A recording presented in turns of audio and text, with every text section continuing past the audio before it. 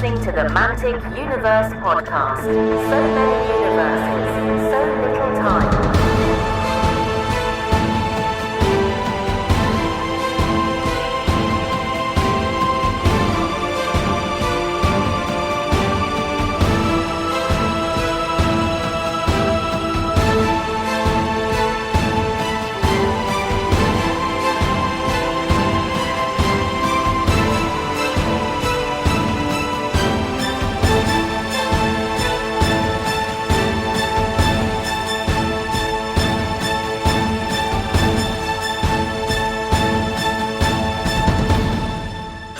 And you are listening to the Mantic Universe podcast. I'm Chris, and as ever, I'm joined by my good friend Clem. Clem, how are you, sir? I'm good, and you? Yeah, I'm really good, buddy. It's just us this month, Clem. You know, back to the classic lineup. It is classic for a reason. Yeah. Super. So let's do our introduction, dear listener. So first we're doing a welcome on the menu. We're doing an introduction. We're doing our Warpath, Firefight and Deadzone latest news. We're doing our Pannithor Kings of War. We're doing listener questions. And our topic of the month, Clem, is the MUP Detective Agency, where we are using all the data we have to speculate wildly as to what the new faction that Ronnie's teased might be for Kings of War this year in November. That's a nice way to put it. I had it at two white dudes ramble about something they don't know, but yeah, your version is much better. What you're describing there is our lives. So excellent. Yes, very good. Super. So Clem, yes, welcome. Yes, welcome back to MUP Monthly, buddy. Yeah, we've missed you. Yeah, I mean, it's been a very busy period, and I haven't done too much hobby or gaming either, so it's been hard, but I'm happy to be here tonight and talk with you about toy soldiers. That's kind of why we do this, and it's going to be fun. Yay, perfect. Hey, and Clem, MUP is now 3 years old, Facebook tells me. Imagine that, 3 years. Is it 3? Why would Zuckerberg lie to us, honestly? Isn't that amazing though, buddy? We're still going after 3 years. Yeah. So maybe it's fitting we're back to the classic lineup for our one auspicious, you know. It is, yeah. Isn't it interesting to think what it is now versus what we thought it would be back then? Oh, but if we'd have said, Chris, take it or leave it, 10 episodes, and then you get bored and do something else, I'd have taken that all day, Clem, you know? No, absolutely. And I think I think what I enjoy the most with MUP now is listening to episodes that other people record as well. You know, like, it's luxury, isn't it? It's perfect. It is. Like we've created something, and now other people, you know, are taking it and making it their own. And I really like it. I enjoy it. I still enjoy making some episodes myself. Don't get me wrong, but I think it's really nice to see and hear other voices. So yeah, well done for creating it 3 years ago, Chris. Yay, well done, Clem. Yeah, I mean, it's always, as we always say, right, it's a community thing, and that's what we always wanted it to be. We didn't really want it to be about you and me. It's about just the community in these great games. So I actually feel quite happy that we could walk away tomorrow and MUP would continue without us. That feels, somehow, Clem, that feels quite, you know, that is kind of de-stressing. But, you know, it's not all on us. It is. I think it's really a victory, right? Like when you create something that can then kind of live without you if needed. I think it's a healthy thing as well. So yeah, I'm very, very happy to be here and with what we have now. So yeah, yes, all good. And it's not me editing at 2 a.m. on a Monday morning, knowing I've got to be up to take the kids to school and go to work and such. It's a yes. Or maybe that's very quickly. I'll be a little bit. I'll just say a few thanks. Obviously, thanks to Mark, thanks to Fred and Tam and the editing team who are crucial. Thanks to Wiki Dave, of course, who's done an unbelievable amount of things, both on and off the mic. And yeah, thanks to everyone in the growing community. So. And thanks to our Patreons and just the dear listener. Thank you for listening. That's brilliant. And, you know, if you can like and subscribe or give us a 5-star review or whatever where you're listening, we would greatly appreciate it, Clem. Yeah, and I think participating and feeling that you are a part of this is also why we do this, and so we appreciate when you guys comment and ask questions and get involved. We like to see that very much. So thanks to you guys. Oh yeah, it feels good, doesn't it? It does. Super, Clem. So Mantic news. And now it's time for the Mantic news.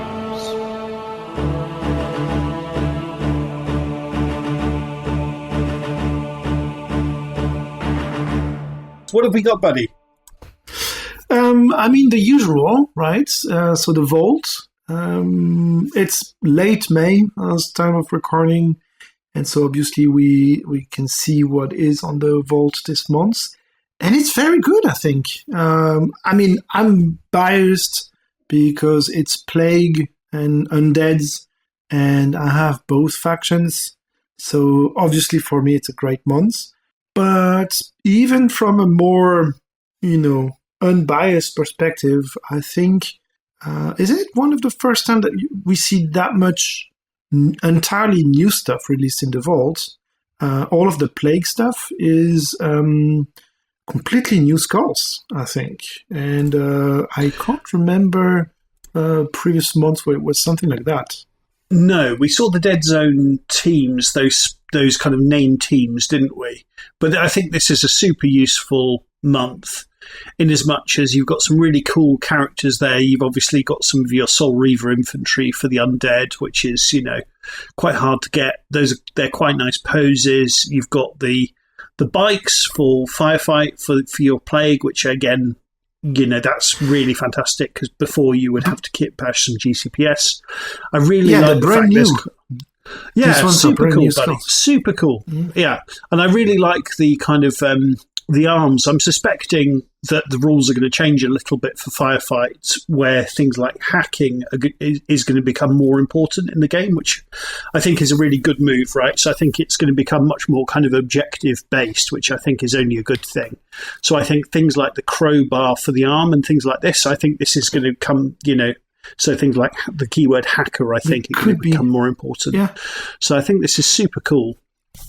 To me, it looks like it's additions to the ghouls sprue. And, right. The ghouls, they're not bad in melee, but they're kind of shooty guys.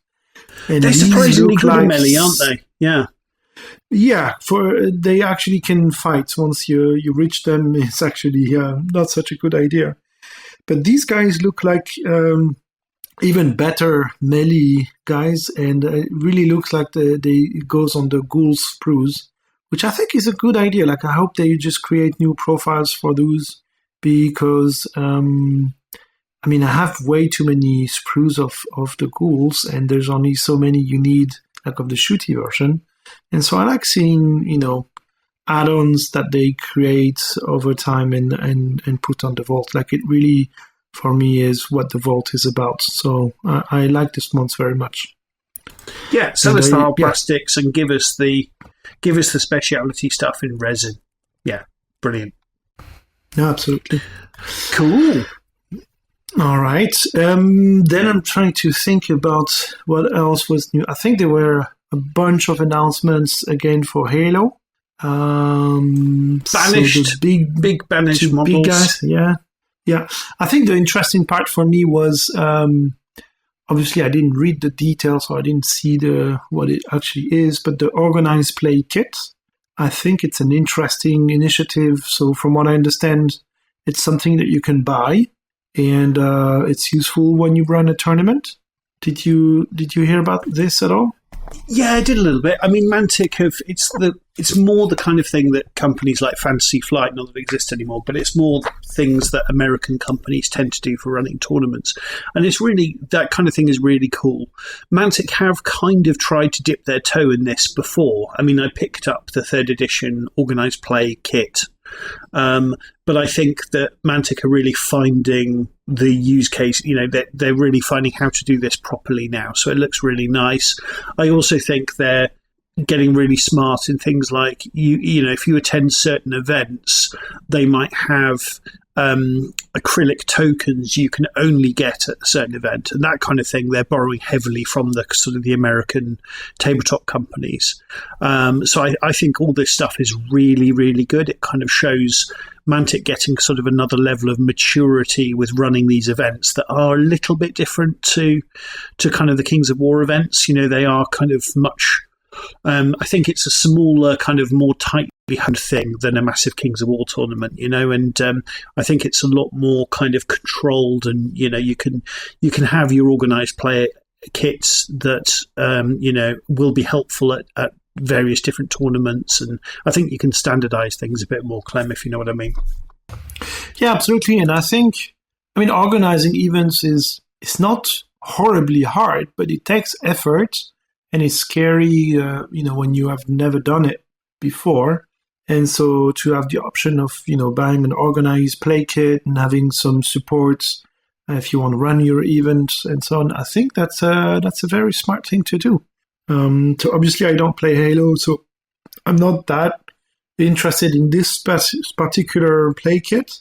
But I like seeing Mantic, you know, develop this and do this type of stuff. And so maybe we'll also see it for, you know, Champions or Kings of War. Who knows? That's interesting. Yeah, I mean, we actually try and do it a little bit ourselves, Clem, with our Kings of War events, right? Where we try and, you know, get MD. It's not as fancy as what Mantic are doing, but we try and get specific. You know, do you remember when we had the Deadzone event? We had our friend Dan make us, you know, an STL for, you know, a themed MUP Deadzone terrain piece, and obviously we do stuff with MDF and try and do that, but we can't do it as not, you know, something like a really nice acrylic token set that you only get if you go to a specific event. Actually, to me, that would be really exciting. You know, like I know that sounds nerdy, but I'd love a specific Kings of War acrylic token set that you only got if you went to, you know, Clash of Kings 25 or something. That's really, really cool. Or a specific set of dice, or as you know, as obviously as happens with Clash. Yeah, it's a nice collectible. I mean, they've done it for Vanguard also back in the day. Because I've organized a few gaming days for Vanguard, and I received from Mantic back then like an exclusive miniature, like 8 copies of it with the stats card for it, and also like a set of tokens and, you know, this type of gizmos, like a customized kind of unique version you couldn't buy, you know, to gift away for the event. From everything people tell me about playing Vanguard is you need a version of your model that's lying down because they've been pushed over. That's, yeah, I mean, that's one thing you have in the current rule set. And people hate it, but I think it's an interesting thing. Anyway, my point was they've already played a little bit in that area, you know, having some specific support for events. But I feel like there's more and more that they could be doing. And it's nice to see that they are developing new stuff, and I hope they keep working on this aspect. So yeah, that's pretty good.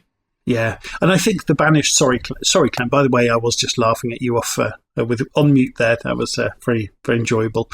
Yes, and I think the Banished models look really cool. They're really massive, apparently, but. And you know, they look really nice. I did actually sort of just hover over them on the Mantic website, but I'm trying to stay out of Halo because it's just another game. You know, I'm sure I know it's brilliant, but it's just it's another rabbit hole to get sucked down, isn't it? So if I can stay out of it, I will. But I think those models are absolutely stunning. Oh, and Clem, I think what's the new Champions box? I think it's Goblins, right?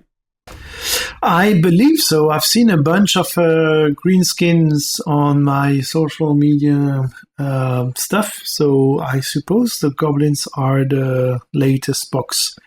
I haven't got it yet, but it looks pretty cool. Like the new champion with the, you know, the mechanical suit or something. It's quite nice. Exactly. Really yeah, cool. it looks really cool. And Goblins, it's an army that I always think is really cool.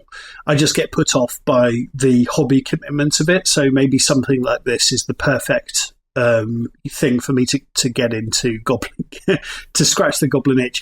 But I really think, Mark posted up a photo from his friendly local gaming store because their champion stuff finally came in.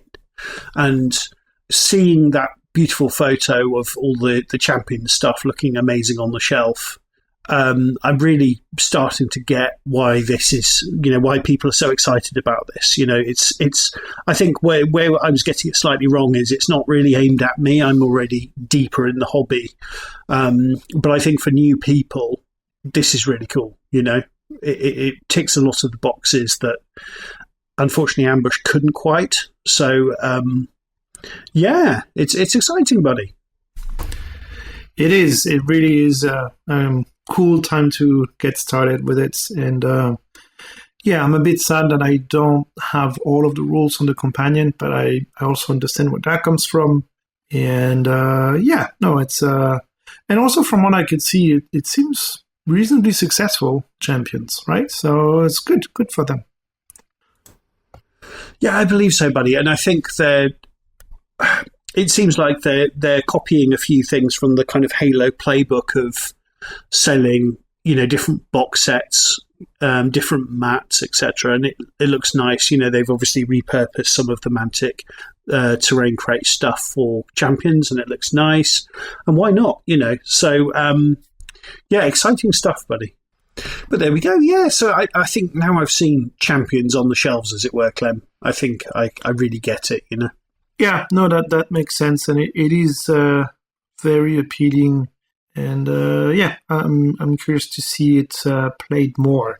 But yeah, no, definitely it's interesting. Yeah, and then the other news is Epic Warpath is still not here. So yeah, I'm just very much still looking forward to Epic disappointment. Well, it's good. If I had, my way too large box and at home now, I would be stuck and I don't have time to play with it. So that would be sad. Versus later in June, I should have a bit more time. So it's actually perfect timing. I'm an eternal optimist, and perfect timing. Thanks, Mantic, for not tempting me in May when I don't have time to play with it, and pushing it back to sometime in June. Hopefully, let's see if it really arrives in June. It's giving you enough time to get your attic ready, Clem. Yeah, pretty much. It's the classic house renovation stuff where you think it's going to be 2 weeks of work. And then I spent 1 week working on it with my brother last August. And then since then, a little bit on the weekend and then a bit on the evening, and even taking additional vacation days to work on it. I've done some work today. It's not done yet, but in June it will be, hopefully, at least to a okay level that I can say it's done. I do something else. Life, we have real problems.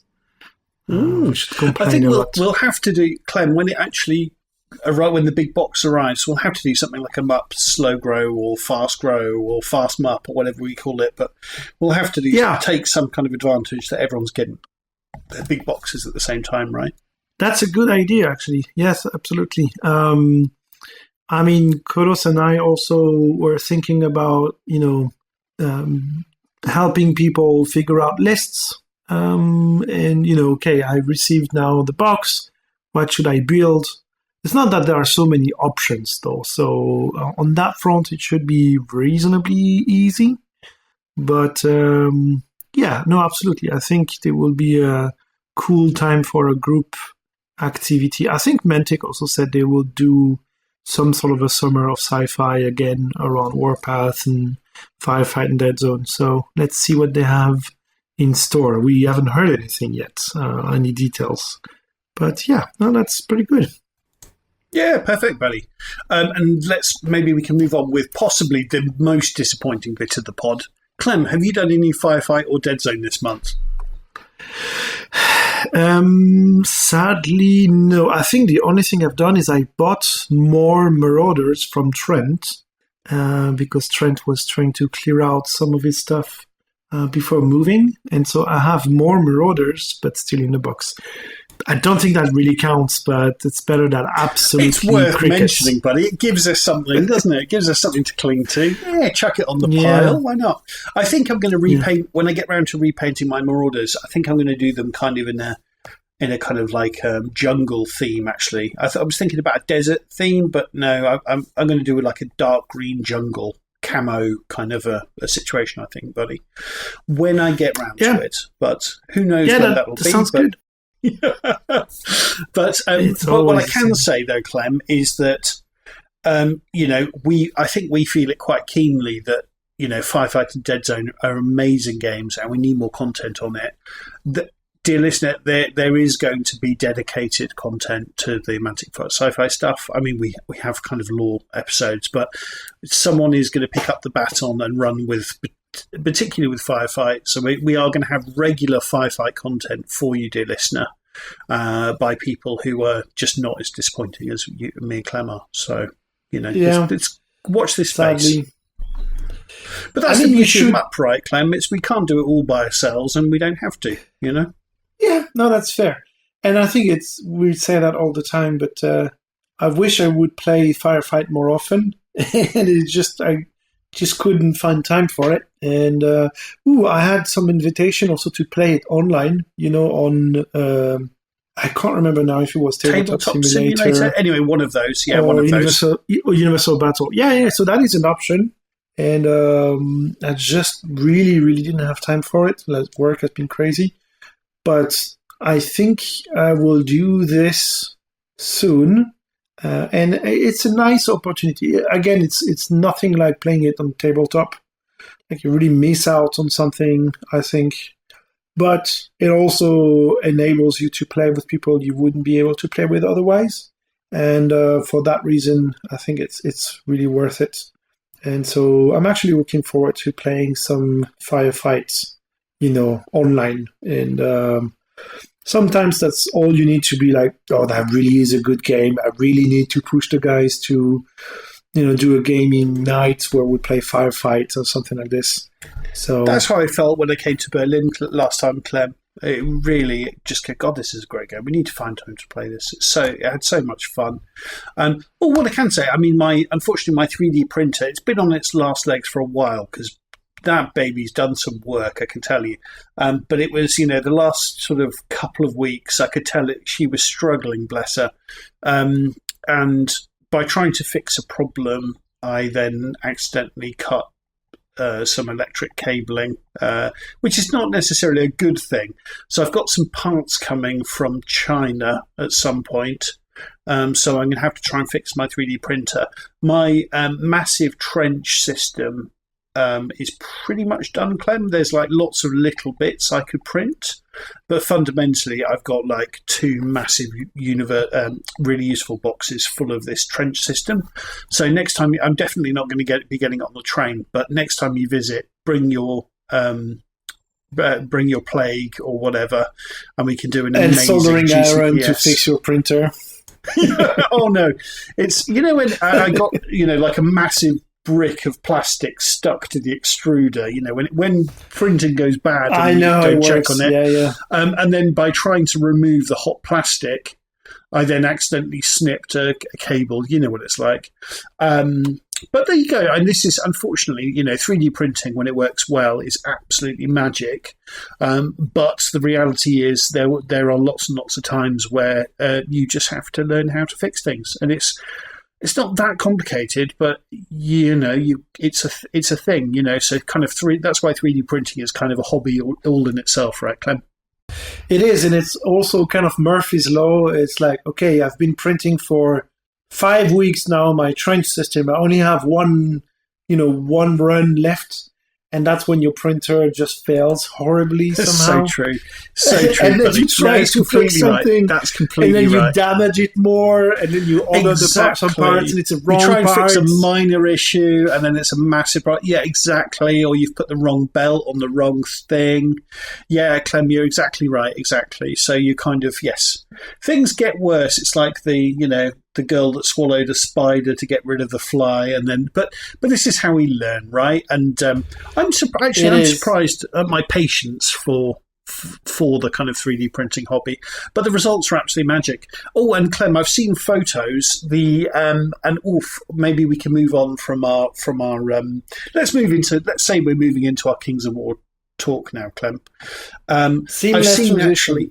Yes, seamless. That's why they the pay work us the of big professionals. bucks. Yes, professionals. That's I've the seen experience actually. of 3 years of it, Chris. This is Fred reminding you to visit the Kings of War forum, kowforum.com. No ads, no commercials. That's kowforum.com. Coming into the vault for next month is going to be some bases, some very nice scenic bases for Kings of War. They look For really champions, nice. you mean? Yeah, for champions or just for Kings of War units. They look kind of, okay. I'm going to say Basilean, which looks very cool. Interesting, yeah. We will be back after these short messages. And yes, and there's interestingly, Clem, so I've got my 2-player starter box, which Mantic were very kind to send me, 4 champions. Yeah, I've heard your unboxing episode. It's interesting. It actually works. It works surprisingly well, doesn't it? Yeah, you would think it doesn't work at all, it does. but it's I was laughing my ass off before starting it. I was like, he actually pulled it off. He actually made an interesting episode. It's really irritating, Chris. Pull this out of the bag. Listen, if I'm getting a free box, I've got to earn my lunch, you know? I'm gonna get content out of somewhere, exactly, to justify Mantic sending me this box. You really, you motivated me to get one, so it worked. I said,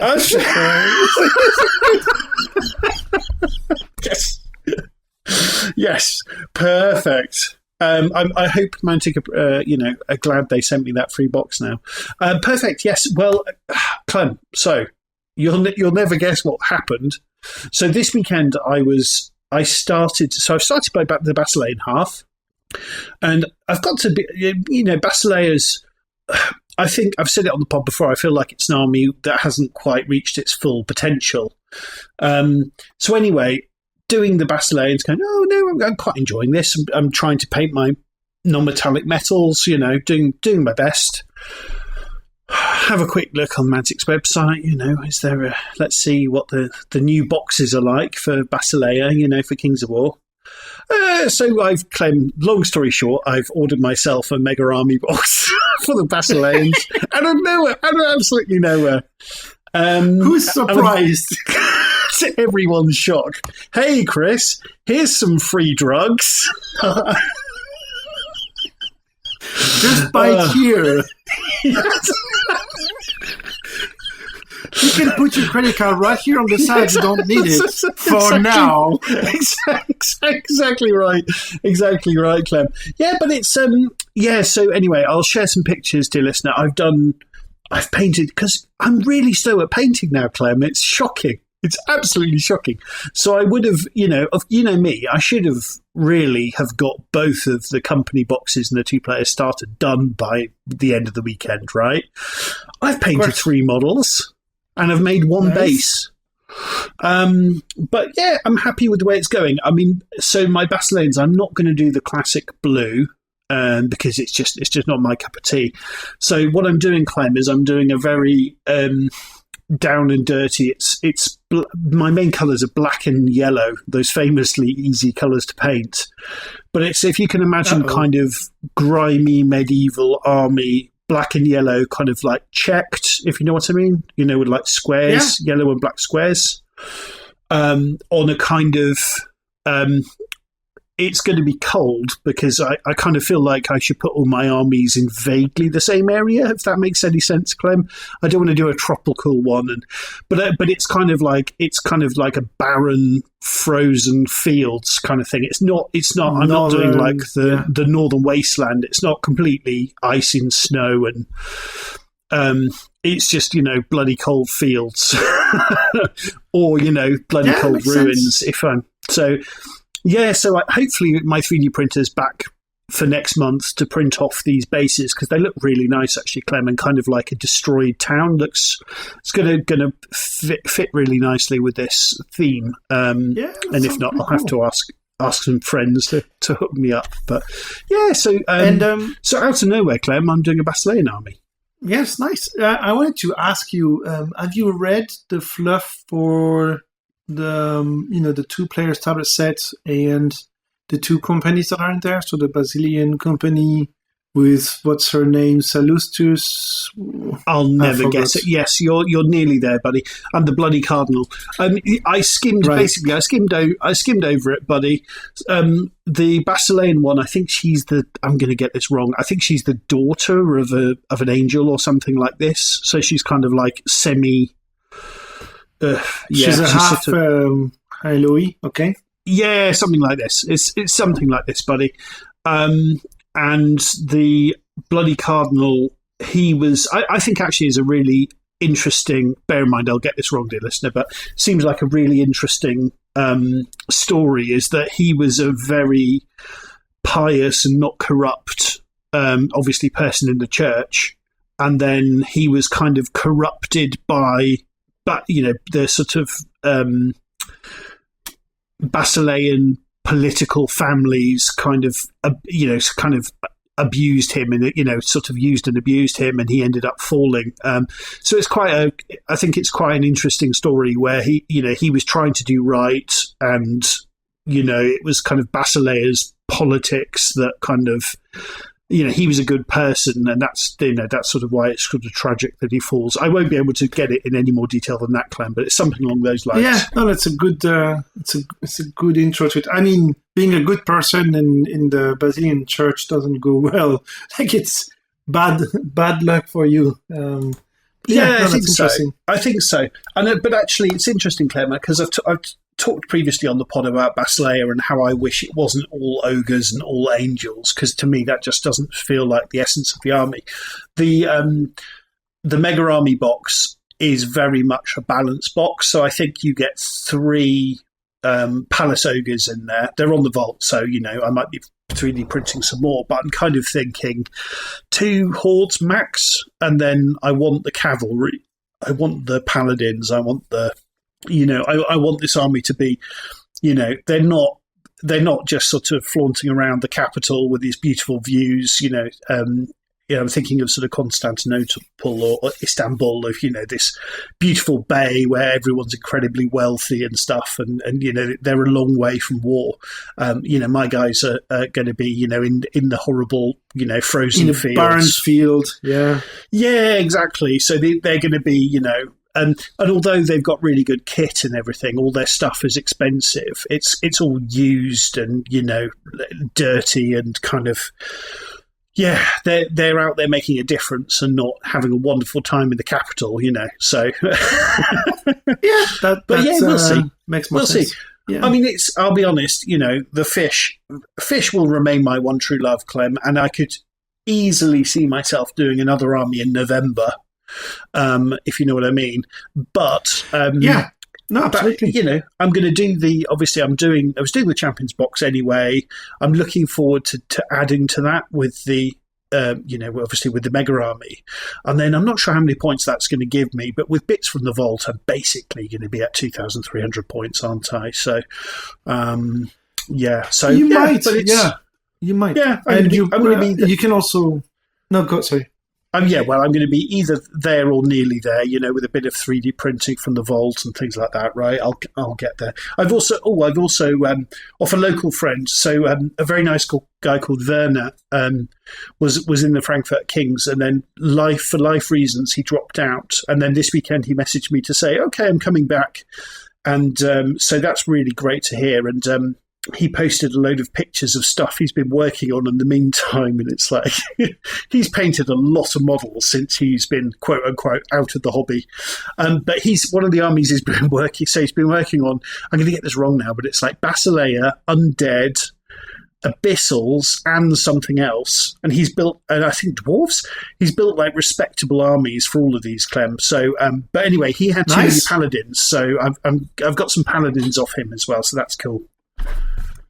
Yeah, and I mean, you can also take your time and have it as a side project and just enjoy painting them and thinking of a cool story for them, and play this army when you want a bit of a change from the fish, and you can take the fish to clash or big events like this where you want to have an army that you know a bit better, and you can play the Basilians on a Tuesday night for an ambush game, or one of the weekends when I come visit, or when you come visit here in Berlin. For a change, take the Basilians and we play a bit of the story, and I think that's pretty cool. That's exactly what I was thinking, buddy. And I feel like I think we have. I mean, we've got tons of Northern Alliance, but when it comes to sort of narrative gaming, we've got tons of Salamanders. But I feel like we always have tons more bad guys than good guys, because you and I normally play the bad guys, right? So just having another good guy faction can't hurt. And I mean, I'm enjoying it as a little hobby project. I've got to say, like reading the army list. When I read the Trident Realm army list, I normally get excited. I'm like, oh, will I take this one or this one? And oh, that's interesting. I'm reading the Basilean one. I'm like, okay, guys with crossbows. Okay, sure, fine. Okay, guys with spears. I'm not as enthused as the fish weirdos, but the fish weirdos are that's my army, really. I think, Clem. So it is what it is. Yeah, I mean, it's good to have a main faction, and then you can spice it up every now and then and do something else on the side. I think it's a good way to approach it. And I need to check at some point when I have more time, get the 2-player starter set and get the Abyssals and see a bit the fluff, and then we can probably play cool games, both champions and for some skirmishes or some quicker games, and then come up with a story where it evolves in a larger face-off or something. I'm sure there are interesting things to do. Definitely, it's worth getting, buddy. I mean, the models in there are really nice, and for example, I was really surprised at the quality of the gaming mat that's in there, because I was looking at. I was instantly looking at kind of upgrading for the neoprene mat and things like that. But actually, I haven't bothered for now, because the one in there is nice enough, So, yeah, I mean, definitely, Clem, I think as well, it'll be a brilliant little hobby project. And I can see I'm really getting the kind of the collectability of these Champions boxes, for €50. You could do that. That could be your hobby for a month kind of thing, easily. And it's a great little project, and then you've got a cool little army at the end of it. So, yeah, really cool. No, really cool. That really works. And all in one like this, it is quite nice. That part is it's enjoyable. So yeah, that's pretty good. What else have you been doing with Kings of War this month? Well, so I managed to actually get to Quest Hub for the first time in several months on a Tuesday night, which was nice. So, yeah, played a couple of games, the score, met one of the new players we have who I hadn't actually met yet, so that was really good. He's a really nice guy. So, no, we're doing well, buddy. I ran our second ambush event, 750 points of ambush. It was very successful. I mean, basically, the day was a big success. I was a bit disappointed at the turnout. I mean, for our first event, obviously, I sent the word out to people like you and Sarah, please come to our event. So, that I think, it's not a surprise we got less than that, because I think we got 17 for the first one. The second one, we had 13 signed up, but then we had some dropouts, so we only had 9 officially. Luckily, my friend Caleb was on hand to be the ringer, so that took us up to 10, which was enough, Clem, but it was a little bit disappointing. I mean, there was for example, there were lots of local people. Still a reasonable day. Yeah, I mean, it was successful. I mean, people that were there had a really good time. It was really fun. I mean, we had a good time. But if I'm honest, I was a little bit disappointed at the local turnout. I wish people would give it a go.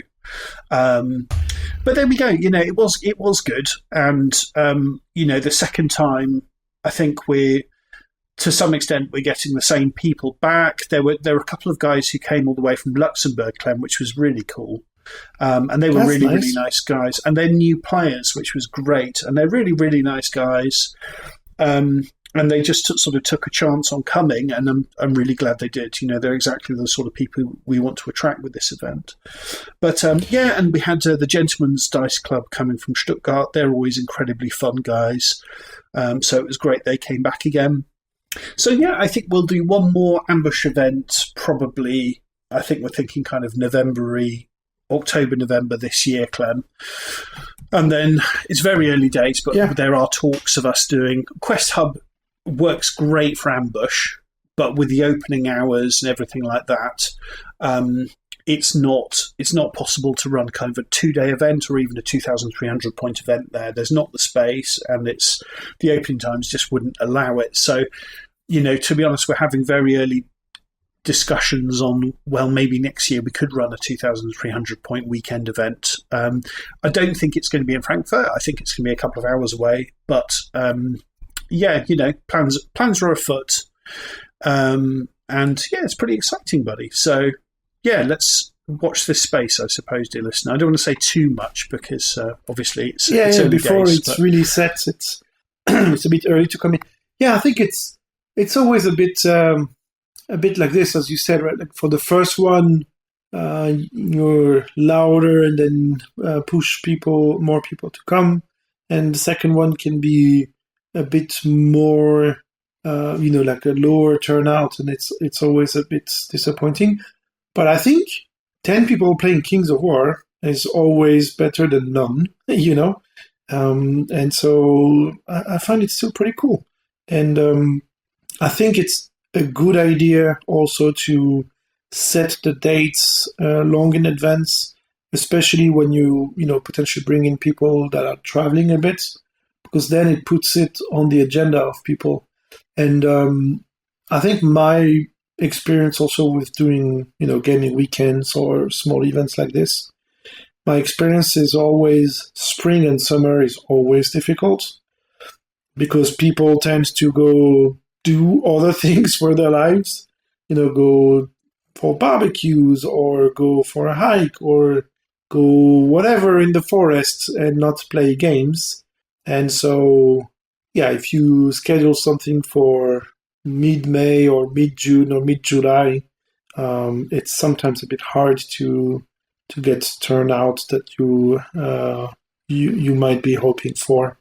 It's a different story to go to something in February than it is in May. At least that's what I observe locally around here. But I suppose it's the same for the Frankfurt community. But yeah. But it was very, very cool. And Trent came along, which was amazing, buddy. And I'm nervous that will be the last time we see him before he goes back to the US, but we'll have to see. He's, yes, maybe I don't mention this on the podcast, but it was great to see Trent for sure. And it was really funny. So the last event, the first event we held, our local friend Alex, who you played against, Clem, he lost all 3 games. Right. He then, this event, he won his first 2 games and ended up on the top table to play to win against Trent. So that was the final kind of thing. And it was an unbelievably exciting game. And actually, Clem, I don't know if you've noticed, but Trent has actually a really nasty list. Like, if he comes back, I'm actually going to tell him to modify it a little bit. It's really nasty because he's got 2 units of the Flying Whites. But even his chaff is the kind of the fast, chargy chaff that you can't ignore. To be honest, it is a really horrible list with all the defense 5 and the fearless and everything. So yes, if we get Trent back, the worst list by the best gentleman. Yeah, exactly. Yes, exactly. So people say something along the lines of rugby is a anyway, never mind, ignore me. But yes, so they were playing off in the final game. It was genuinely exciting to watch the game, and it swung in both directions. And then, Alex ended up just edging it. So it was a very exciting end to the game.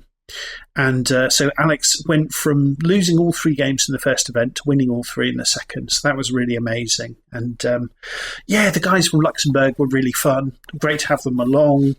Yes, the Gentleman's Dice Club are as fun as always. I'm going to have to mention this to Stefan. So after the 3 games wrapped up, me and Alex played a doubles game against Stefan and one of the other guys, Tobias, I think it was, from the Gentleman's Dice Club, and they absolutely destroyed us. And so Stefan will require me to say this on the podcast, that no, it wasn't close. No, we didn't have a chance to win. They absolutely destroyed us.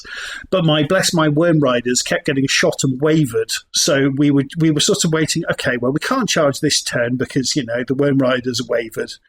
And, they kept getting wavered, and then we got absolutely destroyed. So just for any luck of doubt, the dice.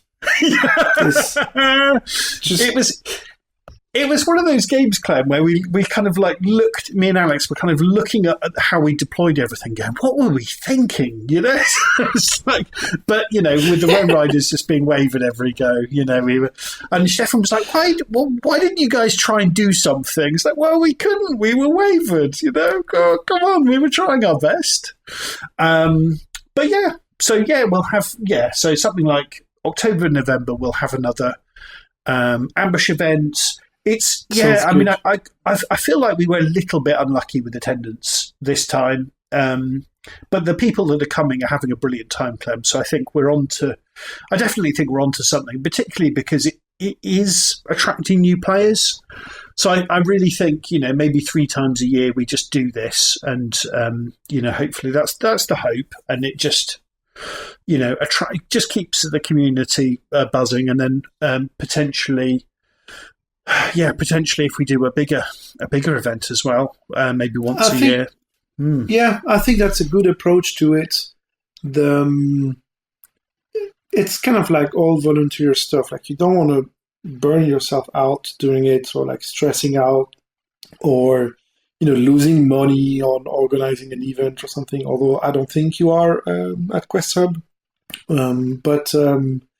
it's important, I think, as a community organizer, to find a balance that also works for you, because ultimately, yes, you're doing a service for the community, but it has to be still fun for you. If you see it as, oh, I was hoping to keep it growing, or have at least as many attendance as the previous one, then it's easy to get disappointed. But when you look at it the other way, well, you had a lovely Saturday playing Kings of War, and I think that's worth something. And so, I think it's easy to overinvest, when you try to push the game forward. And I know I'm the first guilty of this, but lately I've been thinking, because I felt guilty. Okay, I can't organize as many events as I wish I would be doing, and so kind of feel bad about it. And then I thought more, and I realized, well, if I can only do one every 2 or 3 months, then that's how it is. And maybe someone else can take, the initiative to do something the other months when I'm not doing an event. And I'd rather, focus on something that is more achievable, or more in line with how much energy do I have, how much time do I actually have to organize something, and just enjoy this part. So I think, buddy. So actually, I was going to come back to this after the Frankfurt chat, but let's talk about this now. So I think I think this is an issue you've got. Jump in and correct me, Clem, if this isn't right. I think one of the issues you've got where you are is that, Clem, you are putting on a lot of events for Mantic, whether they're gaming days for Firefight or for Kings of War, whatever it might be, and you're putting in an awful lot of the effort. And if you don't do it, nothing seems to happen. Is that fair to say, Clem? Just quickly. Yeah, I mean, yes, pretty much. So I think I'm a lot more intense than everyone else around. That's another way to look at it. But if you didn't pick a day and tell people turn up, and if you didn't, go to the trouble of doing the actual steps that make this happen, I don't think anything would happen, let's be honest, right, in Berlin. Yeah, I mean, some games will be played. Like, there are every now and then someone posting on the internal chat, hey. But no one else would like put to on an play. event or something, right? For events, not really, no. Yeah. So I think, I mean, where I'm super lucky, to be honest, is that we have a small but passionate community. So we're up to 15 now in our little local WhatsApp group. But I never feel like it's, yes, okay, so there's situations where I do a lot of the work, but I never feel like it's just all on me.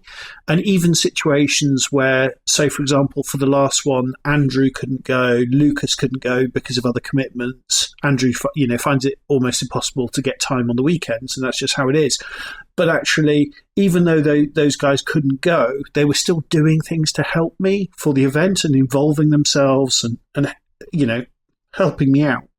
So Andrew, did a lot of the stuff that I hate to do.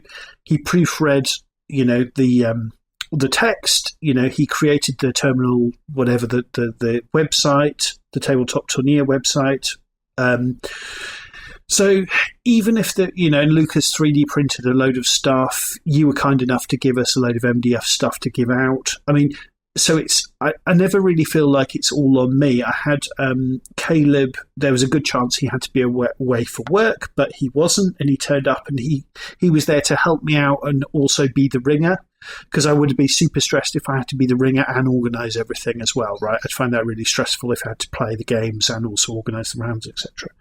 So I don't feel like I'm lucky enough that there's people around me who are, in any way they can, as much as they can, they're really helping me out. And, Alex is going to help, where he can as well. And he's very, very busy at the moment, but he's made it clear that, when his calendar's a bit more free, he's willing to help out more.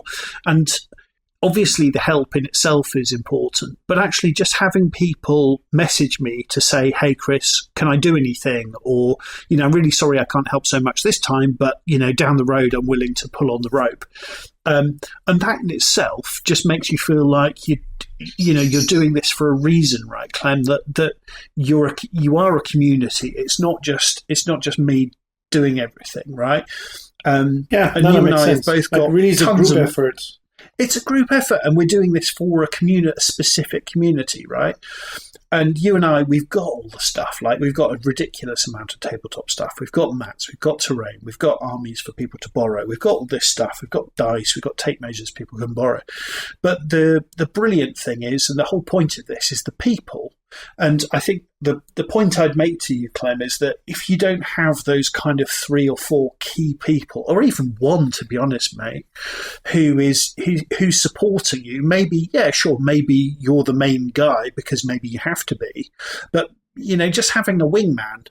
Caleb on the day was my wingman, and a lot of being the wingman was helping me by just sitting with me, looking at the app, being frustrated and going, what the hell are we supposed to do with it now? And him just sitting there going, oh, this is annoying. That's actually incredibly valuable to me. Do you know what I mean? It's not just me trying to figure it out all by myself on an island. Oh, yeah. So definitely it's a group effort. Yeah. No, that's true.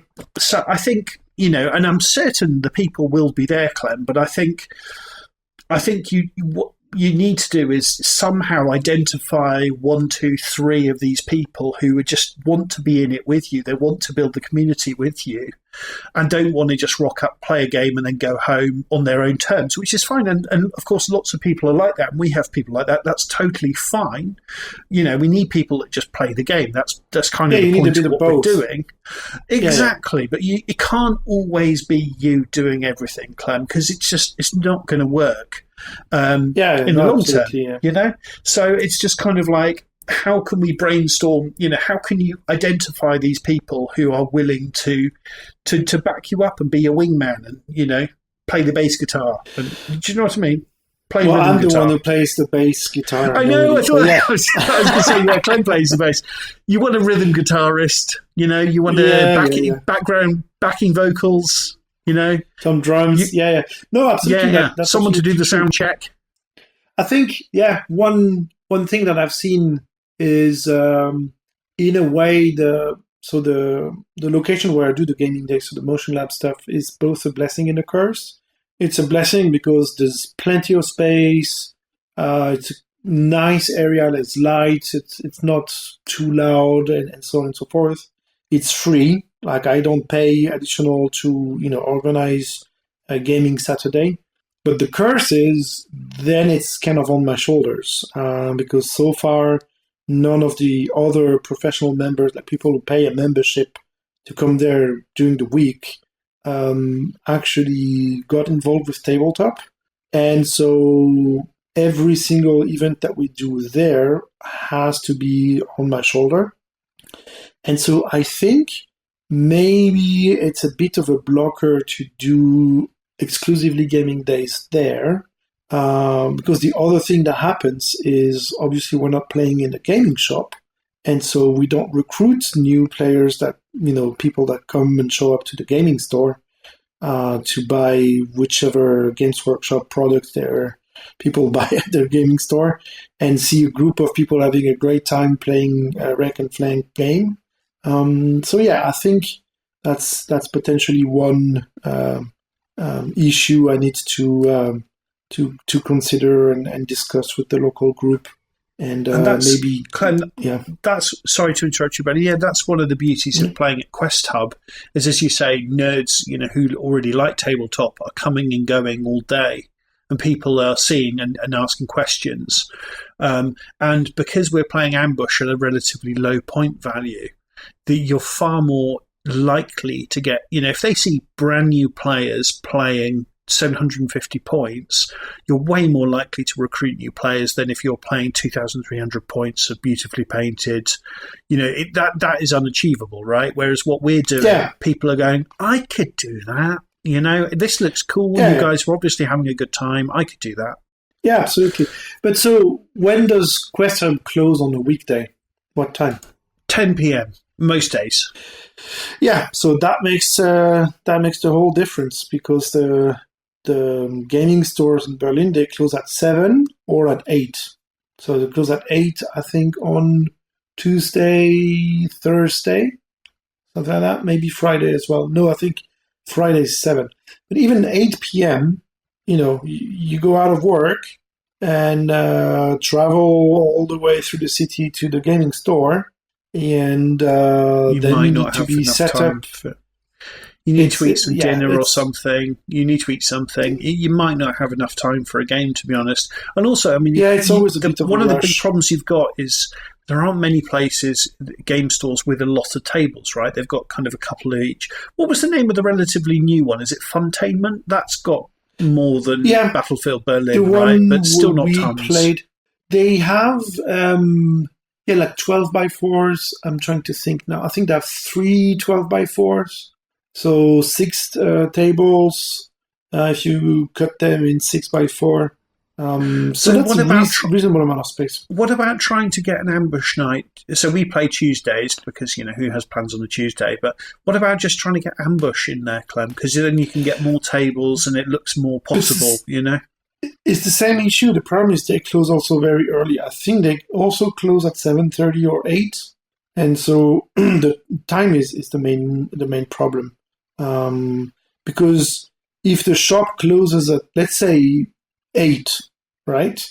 So it means by 7:45 you need to be packing and done with your game. Yeah, right. So have you spoken to them about it? I mean, do they have? I mean, presumably they don't. I mean, the thing is, if they trust you, might it be that? And again, it comes down to you, Clem. But who knows? I mean, maybe this is me being ridiculously optimistic. But if you go, let's say, for example, you were there for a couple of months and going out at 7:30, could it be that actually they would trust you with the key and go, Clem, can you lock up? I mean, maybe that's me being outrageously optimistic, but... Yeah, so with the key, probably not right away. I've definitely done that so in Battlefield, so the store I go most of the time.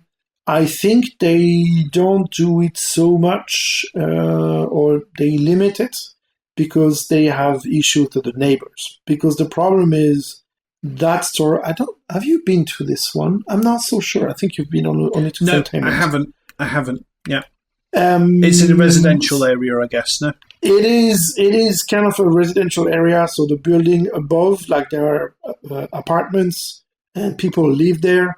And so, if you have the window open and play games till 9 p.m., then people complain.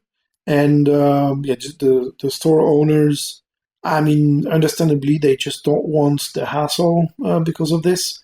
So they're kind of stuck on this front. The other store, I don't know them as well, but it's also not like in the middle of nowhere in the industrial zone where, you could be loud at 10 p.m. and nobody cares. So yeah, there is a bit of a logistical issue with it. But yeah, maybe what that means is we just need to find another space, right? Because again, Motion Lab is great because I can, use the space for free almost anytime I want.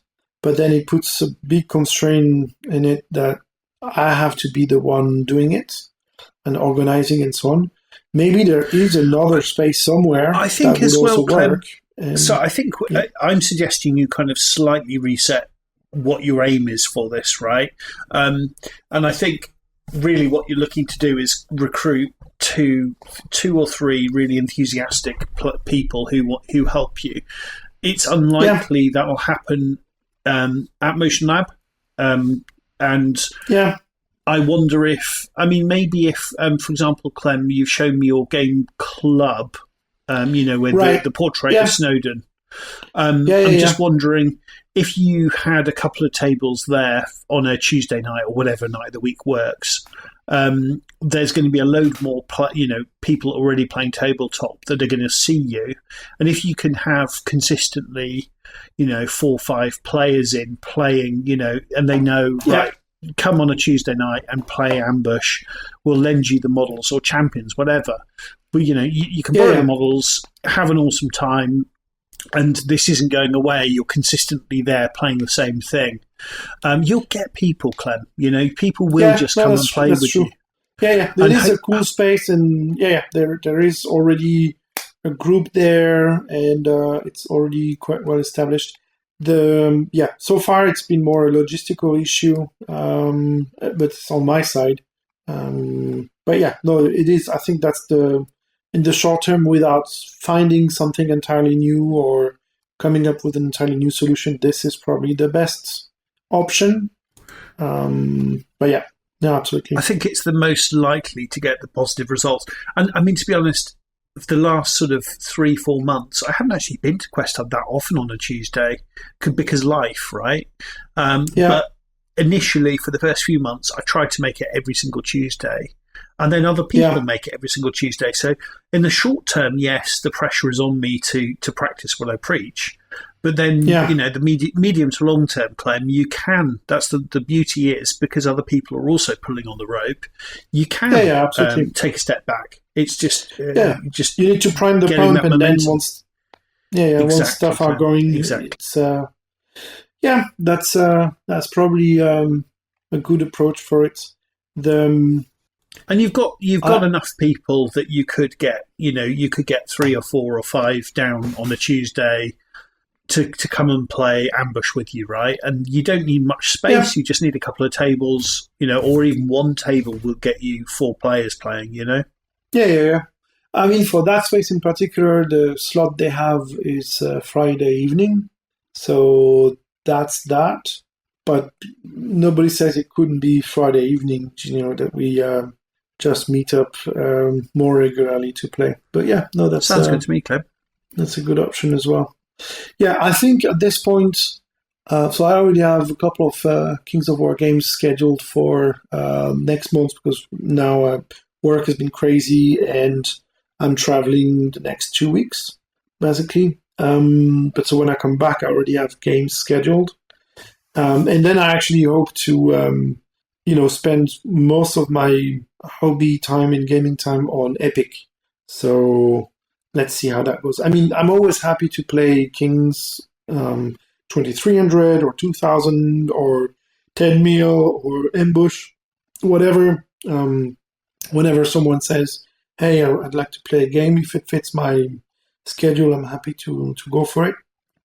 But I think my hobby time and community energy, so to speak, in June and later, I will focus a bit on Epic. Because I think a lot of people actually bought Epic stuff in the group locally, and so I want to, try to get people to actually build it and play games and paint it and have a good time with it. Yeah. So and be consistent with that then, Clem, because I think one of the key things we did was focus on Kings of War and not jump around. Yeah. And I think that made a huge positive difference. So yeah, I mean, maybe start with Epic, and once people are playing Mantic games, I think they'll be 10 times more likely to go, well, I fancy giving Kings of War a go. Now you've said that, Clem, that sounds good too. It'll happen. Absolutely. No, and again, it's like maybe someone else wants to do the Kings of War or Ambush. It's just when I think about what I want to make happen is have a group of players who meet up regularly to play Epic, and so it doesn't forbid someone else from doing it for Kings of War also. And I'll be happy to go play Kings of War every now and then, and Firefight and so on. But yeah, no, I think I will focus a bit. Because as you said, like initially you need to get the momentum going and set up a bit of a regular thing, and I think this I want to do for Epic in the next few months and see where that goes. So yeah. And I would say, Clem, I think as well, for a few months now, I think you have been in a bit of a slump with Kings of War. Yeah, I think, you know what, I thought more about this, and you'll tell me what you think. Maybe you'll think it's silly. I think one of the reasons is I like my Abyssals list, but it also feels a bit dirty. It's quite competitive. It's quite nasty, and I'm not sure it's very fun to play against unless you're really in it for a competitive matchup. And I'm not claiming I'm a good player or playing it very well or anything, but you know what I mean. Like some lists are like, yeah, I see what you're doing, but it's also buff. It's going to be a bit of a rough time. I know exactly what you mean. I was put off, to be honest. I was interested in doing a Goblins army. I was put off of that. It's the same with Salamanders and also the Emperor Dusk, Clem, where it's the perception that they're quite filthy armies. Particularly the Salamanders at one point were seen as a really dirty, very, very competitive army. Yeah. And I sort of don't want to turn up to games and go, oh, no, but I'm not like that. And then, sort of have to explain myself. It's just sort of a bit weird. Because we were doing the Salamanders army, basically people were saying, oh, that army is so strong with the defense 6 and all the rest of it. And I don't want the spotlight on me like that, to be honest. I just want to take my weirdo fishmen or whatever and just fly under the radar. I don't want to be involved with that conversation. So, yeah, I completely understand it, Clem, to be honest. I mean, I think the Abyss, I mean, because I went through a similar thing with the Trident Realm a year ago, or for the last year, right, where you're at the point where I actually think your Abyss army looks really nice. You've got them individually based, so you're kind of thinking, well, what do I do now? Do I want to keep those individually based and then do multi-basing? Do I want to individually base the new army, the new units? So it's in a sort of a weirdly tricky, it's an easy decision, but also an easy decision to get caught up on. And then you start to sort of second guess yourself, and I think weirdly it was the Abyss coming back should have been a complete slam dunk for you in terms of just reassessing your army and just doing that. But for whatever reason, you kind of procrastinated, you got stuck on it a bit, you felt a little bit uncomfortable. So I wonder actually perhaps it's better you just leave that for now and do something else that's not causing you these weird, confusing feelings. But you talked about your undead at some point. Yeah, so the Undead list is a lot better in that regard because I played it all the time with the 10 mil version, because it literally is the same list as my 10 mil army. And it is not a competitive list, but it is a lot better than it looks, if that makes sense. And also it gets crushed in some A context. little bit like my Northern Alliance list from last year, Clem. It's not a competitive list, but actually, it's a lot scarier than people would give it credit for. There's something there. There's something there. Yeah. I mean, I didn't keep track of all of the battles I played with it, but it's like literally dozens of games I've been played with it. And the win ratio is not bad. It's definitely not 90% or whatever, but it's more 50, 60, whatever, So anyway, so that could be a thing. One issue with that army or that list is there is precisely 0 Mantic models in it. So that was a bit of it didn't feel too good in case I want to go to, actual events, because I don't really like. But also, Clem, it is doing models. MUP and the things we say. The thing is, people actually listen to the things we say on the podcast. So it is a thing, like, genuinely, if I took a non-Mantic army to it is very likely someone will say, oh, Chris, why can't you practice what you preach? Yeah, at the same time, I mean, I feel like I have enough full Mantic armies that I can be allowed sometimes to not do it. Yes, absolutely. So it's absolutely, not so bad. But yeah, I don't know. And I think the other issue is I still want to play the Abyssals list, but I need a very specific context for it. And so, like, I need people who want to have a good, competitive, a good fight. And it's not so often locally that I find players with that approach to it. So that's a bit of a limit. The other thing is I was very much looking forward to going to the Kings of Warsaw tournament early June, so 7th and 8th of June. But we had a last-minute work trip scheduled, and I will be traveling back to Berlin like the day before the Kings of Warsaw event. And I just thought I just can't do it. Buddy. Yeah, I just can't. Like a 12-hour flight, and then you have to go to Warsaw to play. It's like no, it won't work. So I think that was also a bit of a bummer. That was the perfect occasion to use this Abyssals, and can't make it this year. So yeah, I need to find other occasions, other opportunities. But Clem, if you were to just out of interest, and I'm putting you on the spot here, buddy, if, as I always do, if you were to start a new army tomorrow, if you were just to have a little look at your options, Clem, using Mantic models, what would you pick? So I think it's pretty clearly Abyssal Dwarves. That's what I would most likely do. I also feel a bit bad about starting yet another one when I still have my ogres, my undeads that kind of need a bit of work. But yeah, if I started a completely new army, and as of right now, my plans for next is to do some Abyssal Dwarves. So yeah, I think. What's the status of you? Yeah, Abyssal Dwarves. I very nearly did Abyssal Dwarves this year. It was basically a coin toss, and we ended up. Well, Chris actually. Well, I think actually Chris's wife Ruth said, "No, go for the Tribal Realm." So that's. So it was that close that we really. Because funnily enough, I was pushing for Abyssal Dwarf because I was like, well, I've done Tribal Realm, but of course, the calling of the sea and all that. So I was very close to doing Abyssal Dwarfs. I really like that army. It's really cool.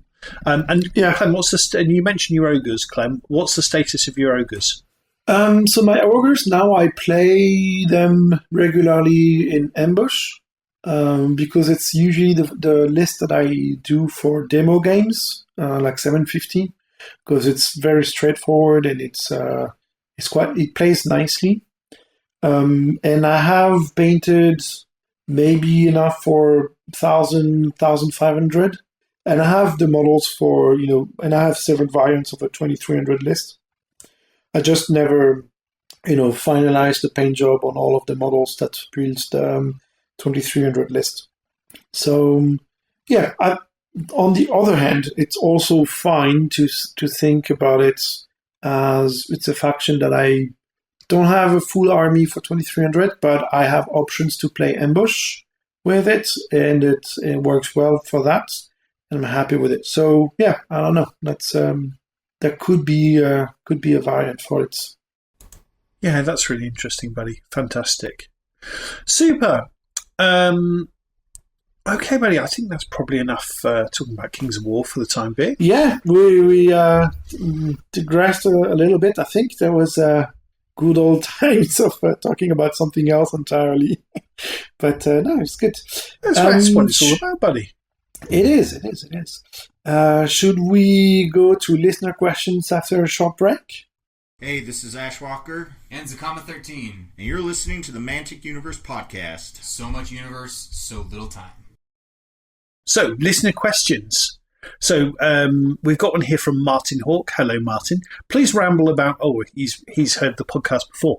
Please ramble about innovation within tabletop games, and if there are enough cooperative gaming systems out there already, what about non-violent tabletop war games? Would this be possible? Clem, let me just pass these massive topics over to you. Yeah, it's a big one, huh? So I'm going to say... So I've thought about this before, about war games, right? Yes. So, obviously they're called war games. I've often thought, yes, of course, you could have tabletop games which are not war-related, but most of the ideas I can think of are basically a board game, right? I mean, there's lots and lots of different board games which are, cooperative or whatever, that might involve birds or, building a ant's nest or whatever. Yeah, I've seen some not like non-violent or less violent maybe tabletop games, because then it's not a war game, you could argue. One that I saw that I found quite interesting was a sheep herding game, basically. That sounds cool. You played with like dogs, herding dogs, and sheep had some sort of AI on how they move, and then you had different deployments, and ultimately it's almost like a puzzle, This sounds really fun, but is this a board game? I mean, if it's so I'm thinking of kind of the difference between possibly a board game and a tabletop game is, for example, if there is literally a physical board you move around, whereas, a tabletop game is kind of, you might measure with inches. I know there's hex-based grids and things like that, which is, so we don't need a hard and fast rule, but I mean, you could have games where you form a band and you try and be a successful band, or you could enter a cooking competition if you wanted to. I'm not entirely sure how that manifests in a tabletop game instead of a board game, though. Is the only thing, Clem. Can you help us? No, I think for me the key elements of an actual tabletop game versus a board game is you have miniatures, you paint the miniatures, and there's some sort of terrain and how you move them. And so I think another option that you could do for non-violent tabletop games is like sports-like games. So Dreadball, for example, although I'm not sure, but maybe in Dreadball there is some of sword fighting. There is violence, but I think you make a great point, Clem. So you need something where you're moving your pieces around the board to gain some kind of tactical advantage, right? Yeah, I think so. For me, that's kind of one aspect of it. So sports. So it's something competitive. There's an implication there. It's competitive, right? So that's an interesting. Yeah. So you can have sports games. That's a very good point, Clem. That could be tabletop games, definitely. Like racing games is also a thing. Like Gaslands, obviously. Yeah. Although Gaslands is almost more about shooting your opponents. Sure, but you could have conceivably you could have a driving game without the shooting aspect, couldn't you? If you wanted to. I think that ultimately, though, sort of, having a car racing game could be potentially really fun it seems more fun if you're shooting at another one with a machine gun and it explodes in a big fiery explosion. It just seems more cinematic and exciting. So that's presumably that's where the violence and the danger comes in to, it's heightened emotions, right? So you could have a driving instructor game where you're learning to drive safely and stopping at the traffic lights, but it's more fun if you're firing rockets at a crazy truck or something. Yeah, no, that's absolutely true. And then on the cooperative side, I think that's also an interesting area where we could see innovation for tabletop. There are some rule sets like this already, but it's true, it's not like I would say mainstream way to play tabletop games. Like play against an AI or like a deck of cards, and then the other person you're playing with, or if you do it solo, you're actually not fighting against each other or like competing against each other, but against the game itself. I think that has potential also, but I don't know. I think interestingly, these already exist and we don't play them so often. So I'm not sure what's going on here, but maybe there is something interesting to think about. So I actually, as you know, Clem, I find it a bit weird, the kind of competitive aspect. So you meet with your friend and then you try and beat each other. I find that a bit weird with games. I have a great time, but, I like the idea of I like the idea of cooperative tabletop games. It's a shared experience. And Modifius, London-based company, make Fallout tabletop game. I think they've brought out a new version, which is kind of easier to get into. And they also have the Elder Scrolls Skyrim game system as well, which is like a computer-based RPG. And I've got a fair amount of stuff for both of those games. And they have lots of different ways you can play. I mean, I describe both as being kind of a sandbox where you can play it, in a conventional, competitive way. You can play it with NPCs, but it's competitive, or you can play it fully cooperative, and there are, simple but effective rules for dealing with AI and things like this. So, I mean, to me, I think it's going to be a growing element. I mean, maybe you could say things like, board games. If we look at even the Mantic board games, there's Hellboy. There's lots of different options for cooperative board games. Maybe that itch is already scratched there. Yeah, that maybe is a bit how it is. I guess maybe it's it's something new and needs to bring new people to enjoy it. I don't know. Maybe there's a bit of inertia. Like people who are already doing tabletop games, they're in it because they enjoy how tabletop games have been so far. And so when you bring in something new, then you need to bring in new people in a way. That makes sense? I don't know.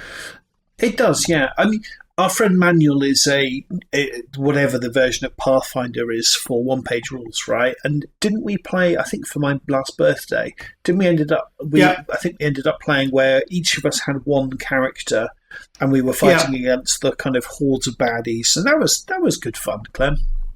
Yeah, I mean, no, that's an interesting mode. It's not StarQuest. I think StarQuest is the sci-fi version of it. Yes, exactly. Yes, it's not HeroQuest because obviously... No, it's just different enough from HeroQuest not to get sued, I suppose, or cease and desisted. Yeah, I mean... Yeah, but that's the one-page rule system, yes. Mm-hmm. Yes, exactly. I mean, I suppose with something like that, it's a bit more asymmetric or could be a bit more asymmetric in as much as normally with a competitive war game, you both, you and your friend or you and your opponent spend the time building and painting comparable sized armies, and you have a roughly equal commitment, hobby and expense commitment to the hobby. Whereas if you're playing something possibly like this, Clem, which was cooperative, where it may just be literally one person has to paint one model and someone else deals with all the baddies, or even you don't even have to bother that, you can just borrow the model. So potentially it could bring new people into the hobby, but then, potentially their investment going forward or their desire to get into it may be limited. So maybe it means that people can enjoy tabletop games without having this massive investment. I don't know, but who knows, Clem? Have you got anything to add to that before we move on? Not really. I mean, I think tabletop doesn't need so much innovation in a way. It just needs more, like going a bit more mainstream in a way. And it is doing this already a little bit, but I feel like it's still very tiny compared to other, entertainment things. Like computer games is like orders of magnitude bigger, in terms of how many people play it, and how much money people spend on it, and so on and so forth. And so, in a way, I feel like the tabletop hobby as it is today has a lot of arguments in its favor, and it just needs to be better known in a way, or more widespread and gain more adoption. Doesn't need to gain to be very different, very innovative compared to what we have today. I'm not so sure. I'm not sure that's the blocker. I think it is pretty innovative, to be honest, Clem.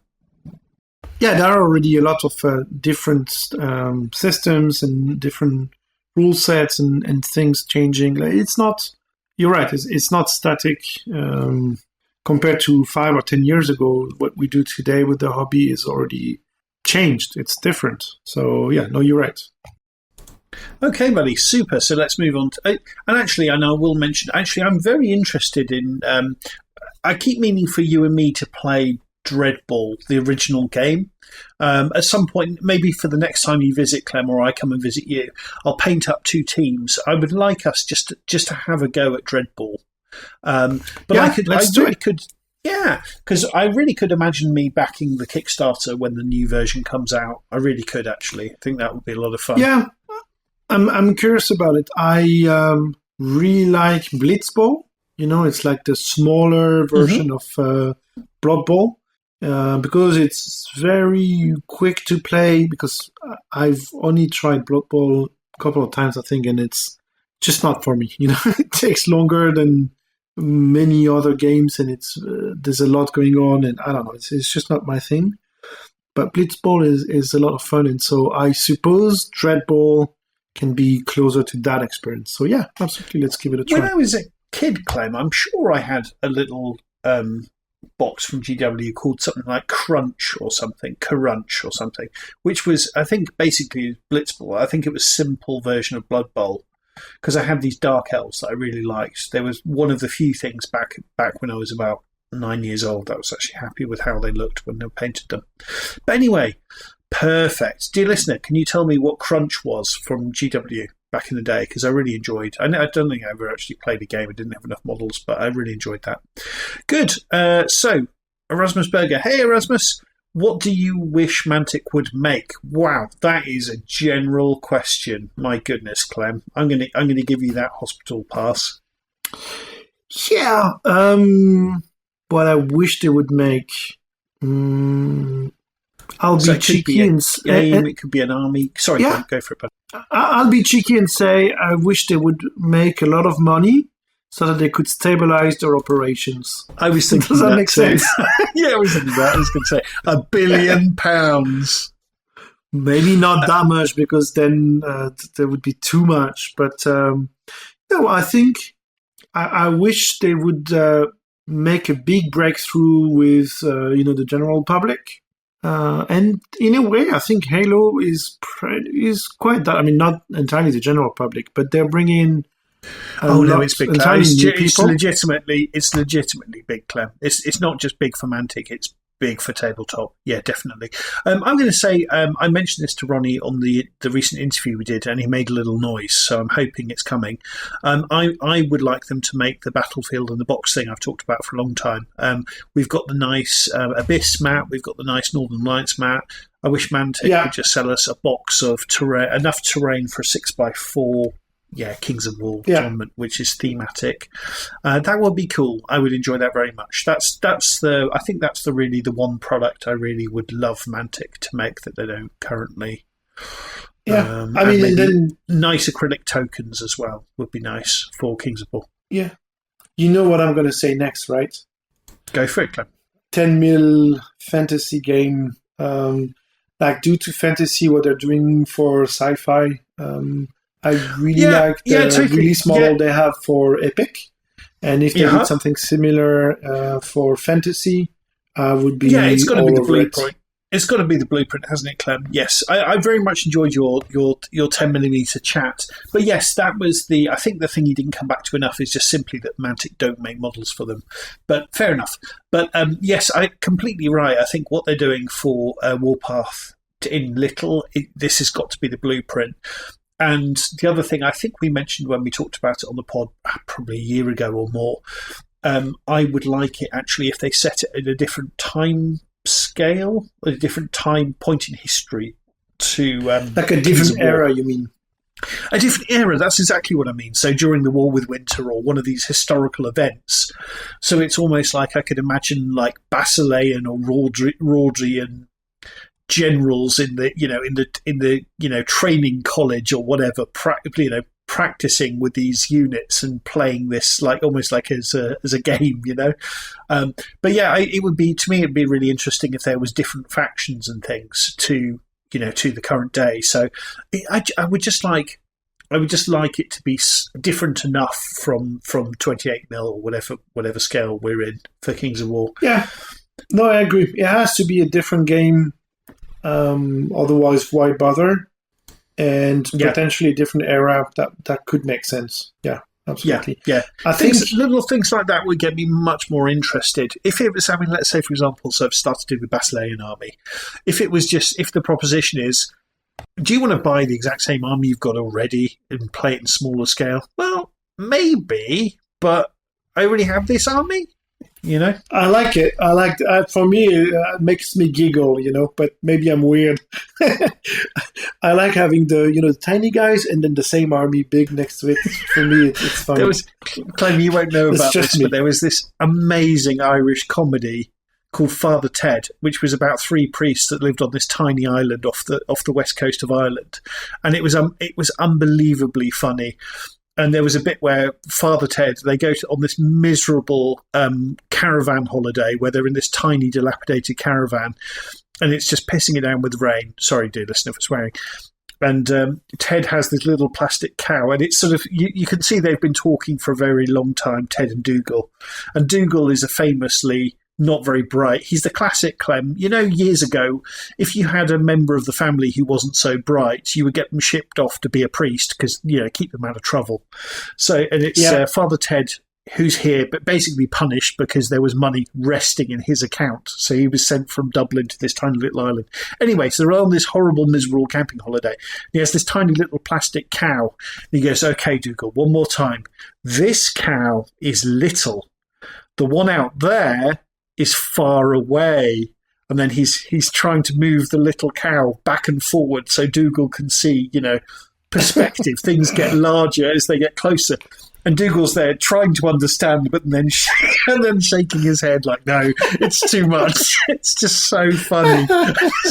Father Ted in absolute hell trying to explain to an idiot that things are further away may appear smaller than they really are. Brilliant. Interesting. Father Ted, it's so funny, buddy. You'll absolutely love it. So good. Oh, it was very sort of counter, it's very, very, very good. Anyway, perfect. Sounds interesting. But yeah, something like that. So, Should we Erasmus, move on to the next question? yes, if he wasn't disappointed enough with our first question, have you done a 4th edition wish list discussion on the show? If you haven't, Of then course. please, I'd like to hear it. If you have, We then can either update my it. memory or inattention has been worse than I thought. No, we've not done it. Genuinely, Clem, I would like to see Kings of War move to D8s, although I've got a lot of very expensive Baron of Dice D6s. That's, but D8s, Clem, because, and I think they work great in Firefight. Do you know why I like D8 so much? Is they're a bit more granular, and I think they kind of fix problems with shooting a bit more. What do you think? Yeah, potentially, yes, they were great in Vanguard as well. I mean, yes, we've done the 4th edition wish list. I also forgot what we said on the previous one. We've done it several times, I think, but it's always good to just update. I mean, we can say, I think at this point, Command Dice are dead, right? They've been killed. I think it was a nice idea. I felt like probably Mantic maybe wanted another go at what the Command Dice actually did, because I quite like the idea of them, but I feel like they probably weren't quite right. But I thought the basic idea was quite a nice one. But I think Command Dice, I'm going to say, is dead. The fact that Clash of Kings in the UK this year is not having Command Dice, I think says that this idea is dead. Yeah, in the current iteration, or like in the current shape, yes. Arguably, there are Command Dice in Champions, So, I don't know. Do I want Command Dice in 4th edition? I don't care, is the short answer. No, I don't particularly care, to be honest. I mean, do you think... Sorry, Clem, go for it. No, go for it. Do you think... So, I mean, I think we are a little bit disappointed that the stats for champions are not in the app. And I think we can kind of understand it. It's not a list build game. It's a buy this box. And then if you've bought the box, you have them. But I think we would like to be able to see the stats for the different factions. And sorry, Mantic, if actually this is on the website or something, I haven't seen it yet. But I think people would like to see the stats. And I think actually fewer people than you might expect would just then use that to proxy in models, I think for €50. And it's mostly targeting new players who wouldn't already have all the Northern Lights units except for the new hero or whatever, So I think people just not buying the box is going to be less than you might think. But anyway, Clem, do you think that Champions will find its way into the 4th edition rulebook, or do you think it will stay its own thing? That's a good question. I think it will stay separate, or at least the release mode for the companies, because it's just too good to not keep doing it. So that part I think will stay. My impression is it's a delicate thing for Mantic for 4th edition, because they obviously don't want to screw it up and lose players, but they also want to bring in new players. And without being too cynical, I think we can say they want to kill the idea of miniature agnostic, or maybe not entirely kill it, like not GW style kill it. I don't ever think they had the idea of its miniature agnostic. It's more kind of, we can't stop people doing this, and also the way that they allowed, they wanted to suck in players from 8th edition. No, but once you let the cat out of the bag like that, you can't then say no. You must buy Mantic models. So I think they were. At no point did they sell it as models as agnostic. It's just they got stuck with that tag that they found it very hard to get rid of. Yes, but I think I'm pretty sure if I was a fly on a desk in a team meeting inside Mantic headquarters discussing, okay, what do we do for 4th edition? This is a topic that they are considering, right? So I don't know. I think my main question, or my main issue, is a bit strong of a word, but let's say issue with 4th is I'm not 100% convinced we need a 4th edition, or like something radically different from what Kings of War is as it is now. And so I think my wish list for 4th is, maybe take some time to step back and clean up some things that maybe need a cleanup that is too fundamental. It takes too much effort to do just with a yearly, Clash update. But at the same time, I really like Kings of War, the current game that we have. And so, yeah, I'm not saying please don't change it or please don't make something different, but yeah, in a way, I'm happy with the game as it is now. I just wish there were more players, so if they find a way to attract, the hordes of people who join Mantic to play Halo and make, half of those also be Kings of War players, I will be extremely happy, right? But what about these? What about these old world players, Clem? I don't understand them. I'm in the chat group locally for old world players, and I also have an old world, or two actually, army, not painted, not finished to paint, and I played a few games here and there, and every time it's the same. What is this game?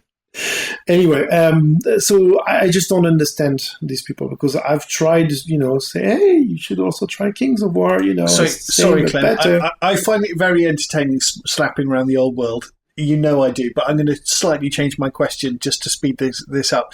No, what I mean is, Clem, the new players, or possibly the players that came back, the players that bought an old world box after maybe not playing war games for a while, do we think these people are ripe to come and try Kings of War? Is this a big potential? No? Well, from my very limited experience, like just the local group, every single one of them is a returning player, not a new player. So it's someone who had some sort of involvement with Warhammer back in the day, and so it's a nostalgia kind of thing. And you just can't sway these people, right? It's like, and some of them also play Kings of War, in the old world group. And it's very funny because I don't want to name names, but literally that player said, "Yeah, I played. I hadn't played Kings of War in 6 months, and then I played a game, and yeah, I remember why this is such a much better game than the old world, and I remember how it works, and immediately I could get in, and it flows a lot better than the old world, and yeah, it's such a much better game than the old world." But I love the old world, and I used to play it when I was 12. The setting, and then I'll go to events and so on. These people aren't necessarily looking for a better game. I mean, there's two guys that come in on a Tuesday and play the old world, and they have their armies from back in the when they were kids, and so for them it's a massive nostalgia thing, and it's two friends that were at school together, so it's a massive thing for them. And they spend the whole time with they're super nice, right? And of course, I've encouraged them to come and try Kings of War. But actually, a better rule set is not really what they're after. They spend the whole time with their heads in the books. You look at the table, and it basically hardly anything has moved between the start of the game and the end of the game. There's usually some cavalry that's charged, but the archers and the infantry will be in exactly the same spot at the beginning as to the end. And it's really weird, because you see a game of Kings of War, and it's like, if you had a heat map of where all the units were, it's a game all about movement. And then you see the old world, everything is completely static. So I see the experience they're having, and I go, this is the opposite of appealing to me. This is just not what I look for in a game. But anyway, Clem, any final thoughts on that before we move on? Yeah, no, it's just so I don't think these there's anything to expect to convert the old world players to Kings of War. And I think my main item for my wish list for 4th is figure out how to bring in more players. And you haven't said what is on your wish list, Chris, before you move on. You cheeky. You try to escape this, huh? That's the thing I do, Clem. Just the presenter. The face. Hang on, buddy. I'm looking back at the question. What's the question? So imagine what do you need to answer. What would be a great 4th edition for you? Like, what is your wish list for 4th edition? There you go. Yes. Same as you, Clem, not to screw it up. I mean, I think 4th edition, as you said previously, Clem, we're expecting, the kind of change that's going to invalidate some things, that's previously in the previous edition. I'm hoping for more of a Clash of Kings style update. I'm very happy for Mantic to call it the 4th edition rulebook. I don't think there's a minimum requirement for how much change we actually need to make between editions, and I think it's totally legit for a really good game that's in a good place to not make many changes. I think that's totally fine. That's a good point. I don't need the game to be massively different to how it is. Are there little things that, like there's occasionally gotcha charges in the flank, which I didn't realise, or something like that. Yeah, like tiny little things like that, but it's so rare. Like, I really enjoy the game as it is. So, yeah, same as you, Clem. I mean, just don't screw it up is the thing. I mean, I every now and again I mention things like, well, maybe it could be on D8s, and that's something I throw out there, and then then step away from it entirely. So if it's, I mean, we already say, right, it's a really good game, and you assume if it's a really good game, it doesn't need radical surgery, right? It doesn't need to be. You don't need to steer the ship massively. You don't need to swing the.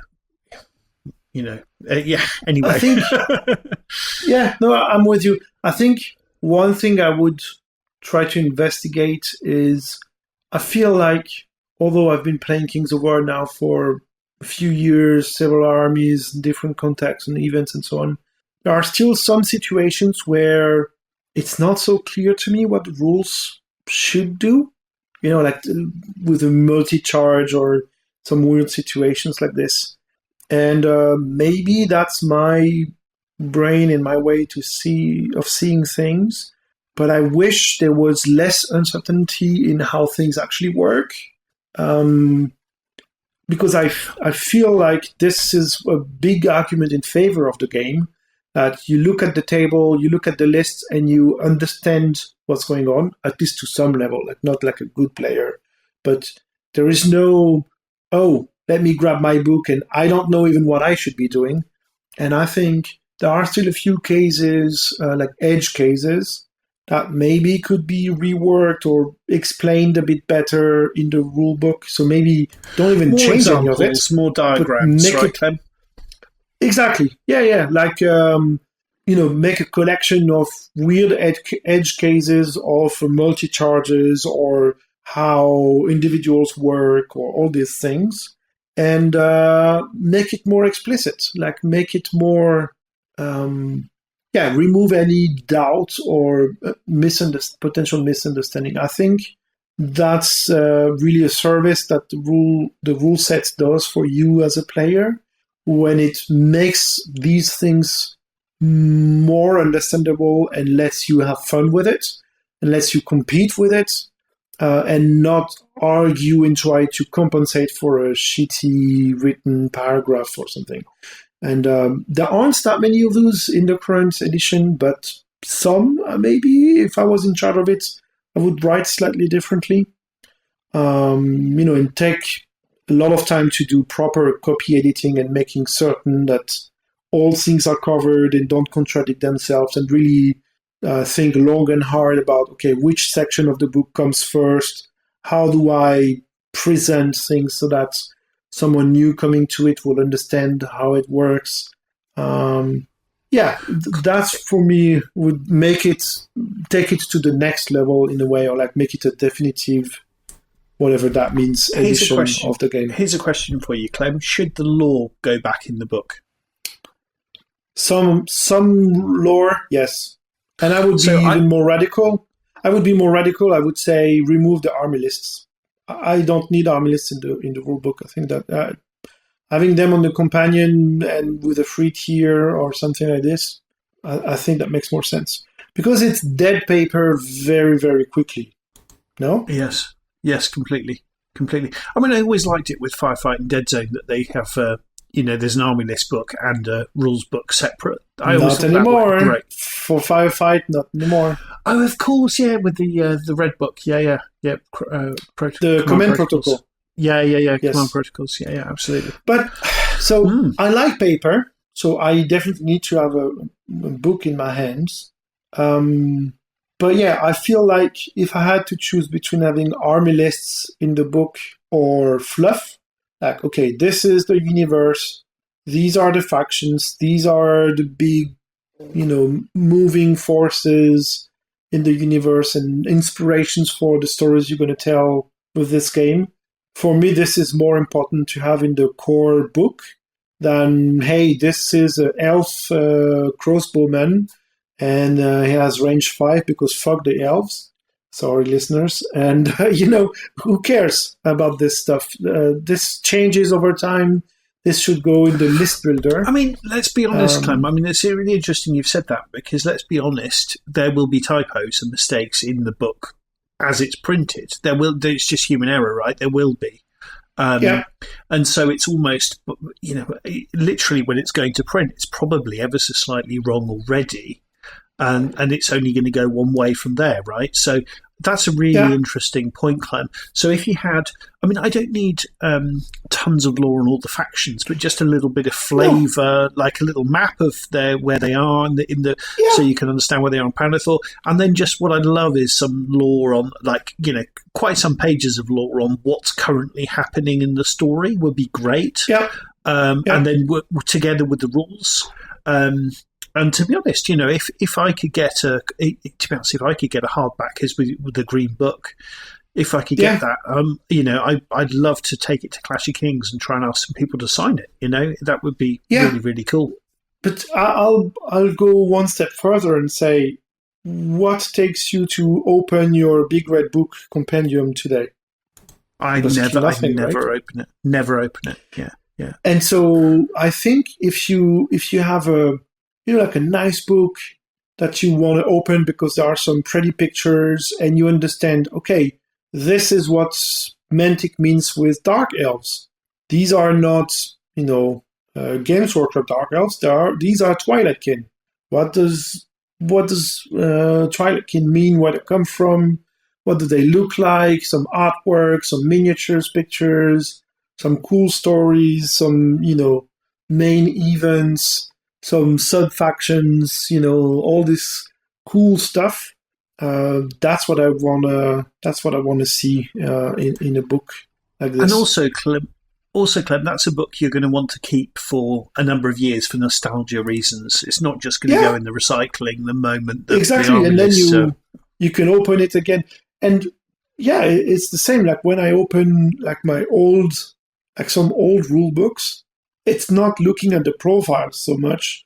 It's everything else. It's the small fluff stories, the artwork, or rereading some of the core rules, or some of this stuff that I think is more interesting. So I hope for 4th they create a cool core book like this, and they also step up some things with the companion. Because the companion has been great, and they could improve it on a few things. I mean, we've mentioned it recently in the episode about the French community. Having localized version of the companion done properly would be very important. So I hope for 4th edition we get localized version from day one and a proper strategy to maintain this up and running throughout the whole life cycle of the game. I think overall my wishlist for 4th edition is not so much changes on the game itself, and it's more about everything around it, and make it more mature and fix some form issues here and there, if that makes sense. Yes, and when Clem says mature, he means mature with kind of learning from how to do things nicely. He does not mean boobies or something like that. Just to be clear, sure, yes. Yes, I'm getting tired, and it's like maturité is the French word, and probably doesn't translate the same way in English. Oops. Anyway, next question. Just kidding. Oh, Clem, hang on a second. While we're doing this now, buddy, I've got to say it. I didn't say it at the time. Listen, the app, when it works, is good. I do not enjoy using the app for running tournaments. I find it very stressful. I don't necessarily find it very intuitive. We had one of the players had to submit their list 4 times in the end, and we really don't know why it didn't work. So we had to have people with their clocks paused while he resubmitted his list 4 times, putting in the code, etc. And this was really stressful. And what stresses me out more is when it worked, it was good it worked, but we really don't know. Was he doing something wrong? Was I doing something wrong? Or was there an error with the app? And it's that feeling of uncertainty. I mean, I'm still using it and I will continue to use it, but I don't find it massively intuitive. Things tend to be hidden in menus where I'm not expecting them. Now I know how to unlock and change results, fair enough, but the first time I had to do it, someone submitted their results wrong. It was not really clear to me what I was supposed to do, and you've got a room full of people waiting for you to do stuff. It's really quite stressful. And so, the Mantic companion, and there were a number of issues. I had to email Mantic to ask them to fix that. And again, I don't know. I didn't really get feedback on that. Was it a temporary error? Was it something we did wrong? The whole experience of using the app to run tournaments, I find pretty stressful. And okay, I'm probably not the greatest person in the world at this, but I'm also not the worst either, So it is powerful when it all reasonable works, to expect it to work. Yeah. No, it's hard to get it right. We're not saying we're not saying this is easy stuff, not at all. But I mean, what would be really but it is helpful, important Clem, stuff. What would be really, really helpful is, like, for example, when you've submitted all your results, if there was helper text to say, has someone submitted something wrong? ? And you click on it and it explains how you can solve that, because it's really not clear at all, and also just the fact that there's a separate, for example, I mean, it's just things like, and there is a reason why it's like this, but you've got to create an event and a tournament and then link the two. The two are the same but different, if that makes sense. And things like this, it's quite confusing when you do it for the first time, and you're like, well, have I done this right? Because at first you create an event, but it's not a tournament. You're like, I thought I did this. So, yes, as you say, Clem, this definitely is not easy to do. Absolutely right. But I feel like there could be more support, or I don't know. And some things are definitely not where I would expect them to be. When you're searching for things, yes, and or like you're browsing under your own pressure. lists and so on. I think, just to summarize it, I agree with you. Like, I to be honest, for my next event, I wouldn't even use the companion. I don't think so. It's too stressful, and I don't use it often enough that I would have to make mistakes and learn the hard way. I don't want to do that. And so I think, just more generally speaking, for 4th edition, I want them to spend some time and energy to revisit this and make it even better, because it is pretty good to begin with as a tool. Like, it's great that it exists, but there is some room for improvement. And to be honest, for me, it's more important to make Kings of War a better game to have these features more rock solid, and to discuss, do we make this unit with that profile or this profile? Exactly, Clem. Exactly, right. Yeah, exactly. Yeah, completely agree. Yeah, completely. Cool. Right, Clem, let's move on. So, Tam, do you think all games leading to a larger scale squad game could kill Firefight because of the size of the IP? So I can see what he's getting at here. He's being a little bit coy. So I think what Tam's saying is, Halo, if it becomes a squad-based game in the same space as Firefight, do we think it could potentially kill Firefight? Well, I mean, Halo at the moment is exactly in the same space as Deadzone, and it's definitely not going to kill Deadzone. I don't think there's any appetite from Mantic to. I mean, if you listen to the interview we did with Ronnie, I think Ronnie is very excited about Warpath and Warpath reaching its full potential, and so I would say there's zero chance that Halo is going to knock out the Mantic IP, sci-fi IPs. What do you think? Yeah, no, I agree. At least from the Mantic point of view, there's no reason for them to do this, right? Like, to kill their own license and then only do someone else's license. The upside no would sense. be minimal, and the potential downside, if they were then to lose the Halo license, would be disastrous. And they're not in control of that necessarily. So I don't see that that kind of decision making would run completely contra to how Mantic behave, right? The whole time they've been playing Mantic games. That's not something Ronnie would contemplate doing. That would be a very, very bizarre decision. One nuance to this, though, is it might threaten the attention span of people. But my impression is how many people who play not Deadzone, how many people who play Halo today will give Firefight a try. I'm not sure that's so many people. Clem, I mean, it's going to take a little while. I would say definitely, Clem. Honestly, this is anecdotal, but I have seen lots of people saying, hey guys, I really like Halo. It's the first Mantic game I've played. What can you tell me about Deadzone?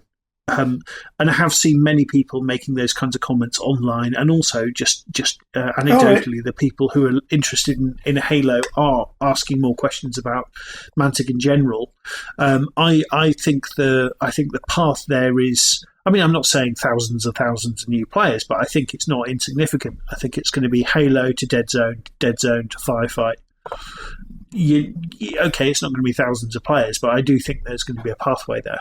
Yeah, I mean, I think also from what I see, with players in local groups, some people just want a skirmish game and it will never ever go to a squad-based game or like a mass battle. Yeah, and I think game. we forget that, don't we, Clem? Because we're lunatics. Yeah, we have a tendency to forget that. You're absolutely right.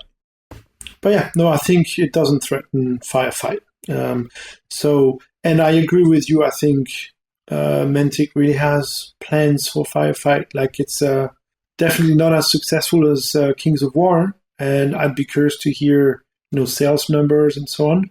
But I think it's doing okay. It's definitely not on the chopping board. No, and I mentioned to Ronnie kind of playfully that I'm going to guess that 20% of Mantic revenue comes from the sci-fi side, and Ronnie actually said no, it's a lot more than that. I don't believe it'll be as much as 40%, but it's good to know it's a decent chunk of Mantic's income. So yeah, that's good to know. It is good to know. No, and it's got a lot of potential for growth, right? Possibly, who knows? But I mean, possibly in a way that Kings of War doesn't. But anyway, yes. So Tam, don't worry. And then Claudio asks a kind of related question. Hey, Claudio. What would you need to dabble more into the sci-fi games again? As I feel I like these are only slightly covered on your desk's gaming tables, which is understandable because there's time is always an issue. Well, I mean, Clem, you're going to be doing more sci-fi stuff anyway. Okay, it's going to be in tiny scale, but it's going to happen for you. Yeah, me, I mean, from my perspective, it's just been being consistent with building the local community was Kings of War. We're coming up to kind of Clash of Kings in September, so there's probably going to be an awful lot more fantasy in the build-up to it. I've accidentally jumped to the top of the list with Ordering a Basilean army, so whoops. But I want to do Macedon, an all-Macedon firefight army. I've got most of the stuff for that. Manuel's going to print me off some of the bikey things and some of the dinosaur things. So Firefight's a brilliant game. It's actually absolutely one of my favourite games. It's just, so many universes, so little time, and it's just been one of those things. But hopefully, Clem, when you come and visit, we'll switch back to doing a Firefight event, although we did one last time, but I would like to do another Firefight event, to be honest. I'd love us to do the kind of the trenches, because I was kind of thinking maybe we could have a planet where there's been a secret outbreak of the plague, maybe it's Maison Labs, maybe we think of something else, and then the kind of we can have a relatively small scale thing where there's kind of quite a lot of confusion as to what's going on. And then I was thinking the final battle could be using the massive trench thing where the GCPS has quickly dug all these fortifications in front of the kind of the spaceport to try and evacuate as many civilians as they can, before the not before the plague overrun them as much as before the enforcers get there, because they know the enforcers are going to turn up and start shooting everybody. So I thought we could do something like that, Clem, and I think it would be really, really, really fun. Or I had just another idea. Like, fortifications, to me, they look like something they would have on a high-value planet and so on. And so maybe we could have another story where the planet has been kind of, overwhelmed by plague, has been kind of abandoned. And it's like a reconquest, like GCPS or whichever faction we send there. They go back to a planet that was really abandoned to the plague and try to reconquer a small area or something, or like go back and fetch some artifact and some stuff from a fortress somewhere. Like, did you ever see the film 28 Weeks Later? I did not. Oh, okay. We're going to have to watch that, Clem. 28 Days Later is a fantastic zombie outbreak in London thing. 28 Weeks Later is basically the plague has, it's not the plague, the zombie outbreak has been defeated, and it's people who were out of the country or escaped the country during the zombie thing coming back and repopulating London. But then, of course, spoiler alert, it all goes horribly wrong. So it could be something similar to that. Welcome back, everybody. This is going to go great until it doesn't.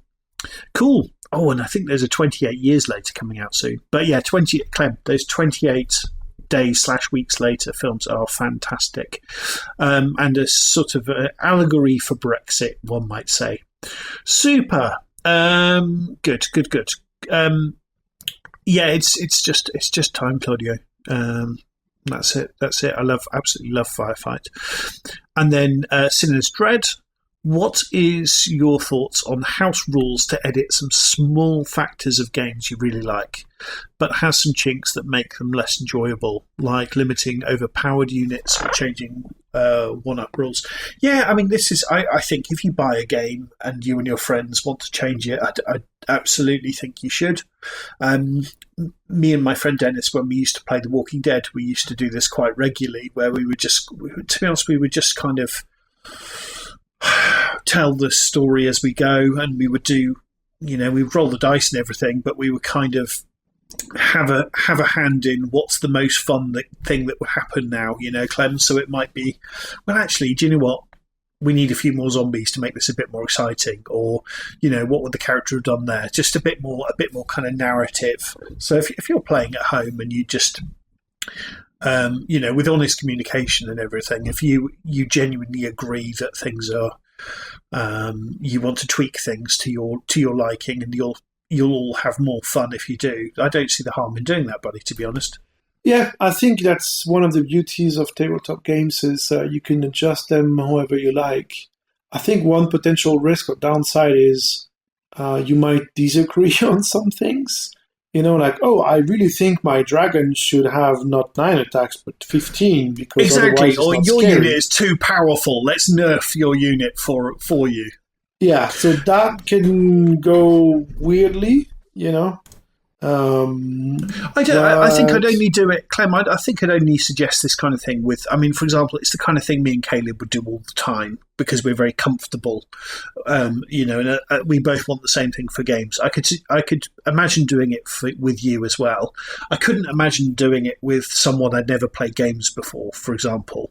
So it's definitely not something I would do with someone I don't know. I mean, if I played a game of, let's say, for example, let's change the example to Firefight. I was going to say Kings of War. Let's say Firefight. So, Clem, let's say you and I played 750 points of Firefight, and we played 5 games, and you won all 5 games. At that point, potentially, we could say, well, Chris, why don't you take 850 points of stuff, and then we see how it goes. because or I think if it's more fun for both of us, why not? Or the other way would be, I 3D printed this very cool tank model, and it doesn't really fit the Wolverine or whatever.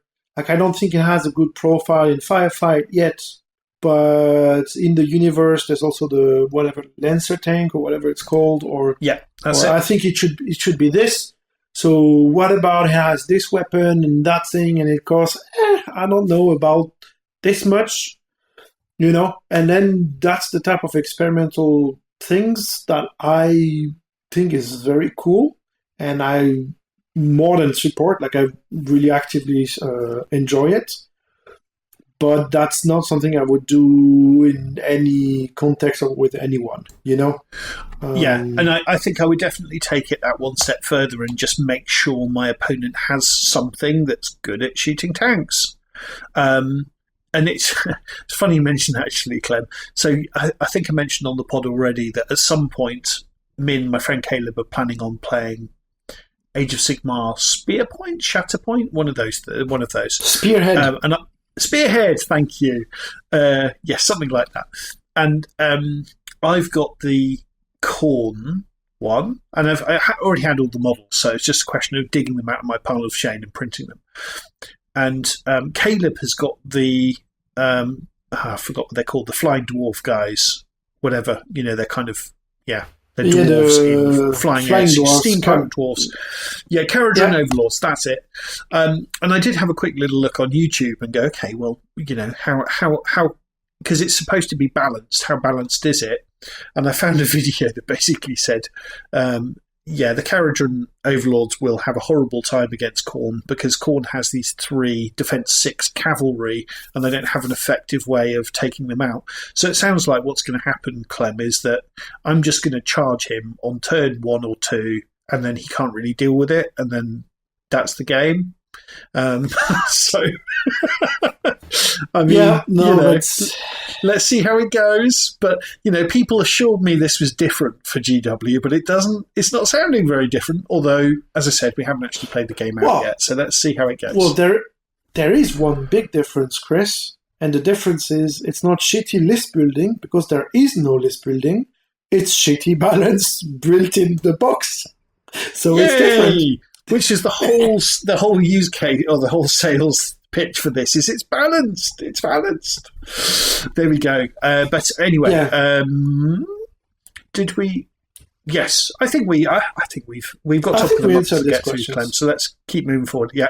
So Mimic, hey Mimic, I would be interested in learning more about the Xirkaali Empire, since there is speculation they may be making their first appearance in Champions, which would presumably lead to a new Kings of War faction. That, of course, assumes there is much to discuss about them. That takes us to our topic of the month, Clem. Guessing the new faction for 4th edition Kings of War. We will be back after these short messages. The Mantic Universe Podcast. So much universe, so little time. So I mean, it is it's a good question, and it's kind of not even a challenge for us to talk about something we have no idea about. Oh, right? It's really what we specialise in. We're really doubling down. We do. Yes. So is there much to discuss? I mean, there are at least 3 sentences in the Clash of Kings book of last year, so of course we can talk more about it. Should we start? So hang on. So let's read that out in a second. So we had Ronnie on the podcast very recently, and one of the last things he said was one of the most important things, which was look to the east. Now, we know there are 2 eastern factions. There's the Shogunate, something, the Tetsumo Shogunate, which sounds about right. Samurai vampires. And then we know, beyond the borders of the Xirkaali Empire. So both of these are very briefly mentioned, and it seems like the Twilight King are aware of them, basically. Yes. Now, there's also mention of necromancers or something like this. Morgoth the Faceless is mentioned. I'm just trying to piece this together. Right. So what I remember was these two things, so the samurai vampires and the Xirkaali Empire, which we don't know much about, are both to the east of Pannithor, and but the samurais are further east than the Xirkaali Empire. Is that right? That's what I understood of it. So the more That's it, Clem. like Yeah. yeah. No, so I'm just thinking if you stick to a normal, map of the world to take inspirations for factions, depending on how far east you place the Xirkaali Empire, you could end up with something that is Persians or something that is more Huns, like Attila Yeah. and this So others. And I think it's two more things- this second option. So two things we can say quickly is, one, the old world was obviously very much based on the real world, right? The elves were England, there was, the empire was Germany, Britannia was France, etc., etc. And if you look at map of Pannithor, it doesn't exactly, but there's quite a lot of that going on, right? Where there's the bit you can say is Greece, there's the bit you could say is Europe, whatever. It's not quite as cut and dry as the old world, but it's not far off. So we're looking for inspiration. We're looking at the real map. So Clem, if we look, so Japan, so the shogunate with samurai vampires, that is obviously Japan inspired. So we're saying it's somewhere between Europe and Japan, so far away. And sorry, Clem, what were your two guesses? So, well, my geography kind of sucks, but I would say I've got not so Google far. Maps open. Oh, you're cheating, but not so far would be Persians, like as a cliche, antique, big faction, big empire, and so on. Or if you go further east, more the Huns, like Attila and the barbarians on horses in the steppe, and so on and so forth. And so my impression is that Persians doesn't really fit, because I would see it more as Empire of Dust. It's a big stretch, obviously, but my impression is that... Let's jump in. So let's jump in, Clem, and let's try and pair up some kind of fantasy races to this, right? So you're talking about let's talk about the Huns for a second. So the Huns, I think of them, so there's in Kings of War, in Pannithor, I think there is the Mammoth Steppe, right, which is where the ogres come from. So I'm kind of thinking that kind of thing is done by the ogres. Am I right in thinking that, or no? That's a reasonable assumption. Potentially, yes. Yeah. And then, and then your second, I like, by the way, I think these are two cool guesses. So if we're saying Persians, what are we thinking? I think you're right. I think some of the fantasy tropes of Persians have already been taken by the Empire of Dust. I'm thinking potentially, people riding magic carpets. I'm thinking of the movie Aladdin, to be quite honest, Clem. Can you think of any, like genies, bottles? What are the, maybe kind of... Yes, yeah. And I think interesting beasts like tigers, elephants, all these type of things. So exotic. Some of these exotic stuff. Are you kind of picturing kind of golden cities, or are you thinking more kind of like Istanbul, more kind of Constantinople? More this, yes, I think. But to be honest, I'm not so sure that's what the Xirkaali Empire is. Because, again, the first idea is the main two candidates I have is the Huns or Persians. And my impression of what I've read in the Clash of Kings book, and maybe it's what I would prefer as well, the Huns sounds more likely to me. One argument I have is Mantic now has a brand new... Oh, but Clem, sorry, buddy, the word empire... Sorry to interrupt you, buddy. The word empire, nomadic peoples wouldn't they didn't have an empire. Well, no, that's not true. Later they conquered an empire, didn't they? Sorry, Yeah, ignore me. no, it is. It is literally because I think in the fluff they also said they regrouped, like one leader managed to overcome its neighbors and gain a critical mass, and he's now also fleeing something from further east and coming westward to expand his empire, his conquest. To me, that it's like Attila. I'm curious to see which funny name they will find to replace Attila in the fluff. Maybe I'm wrong on this, but that's so Clem. Sounds... Clem, we're almost definitely wrong. No worries, but that's part of the fun of doing this. So, it is as well. I googled the word Xirkaali, and there's nothing really is coming up. Other than the entry to the Kings of War wiki. So I was expecting it to be a word from, historical word for something. I thought I'd get some hits with that, but I didn't. I was wondering actually if it would be kind of equivalent to kind of Laos, Thailand, Cambodia, Vietnam kind of thing. Yeah. Xirkaali, I don't know, maybe. Yeah, that's kind of how it sounds. Did you see also that there's a typo? Elephant men, tiger men, don't know. Yeah. Did you see there's a typo in Clash of Kings? It's spelled differently in two different paragraphs. So, well, some places, Clem, they spell it one way, and other places they spell it slightly different. Just fair. depends no, on I'm the... just saying, when you Google around or, you search for it. Oh, I could have searched for it. No, I did. I only searched for the one spelling, Clem. Yeah, no. Good point. So that might be... interesting. I mean, obviously, if they're smart enough, they've created a brand new name that doesn't match anything else existing, right? That would be a bit weird otherwise. But my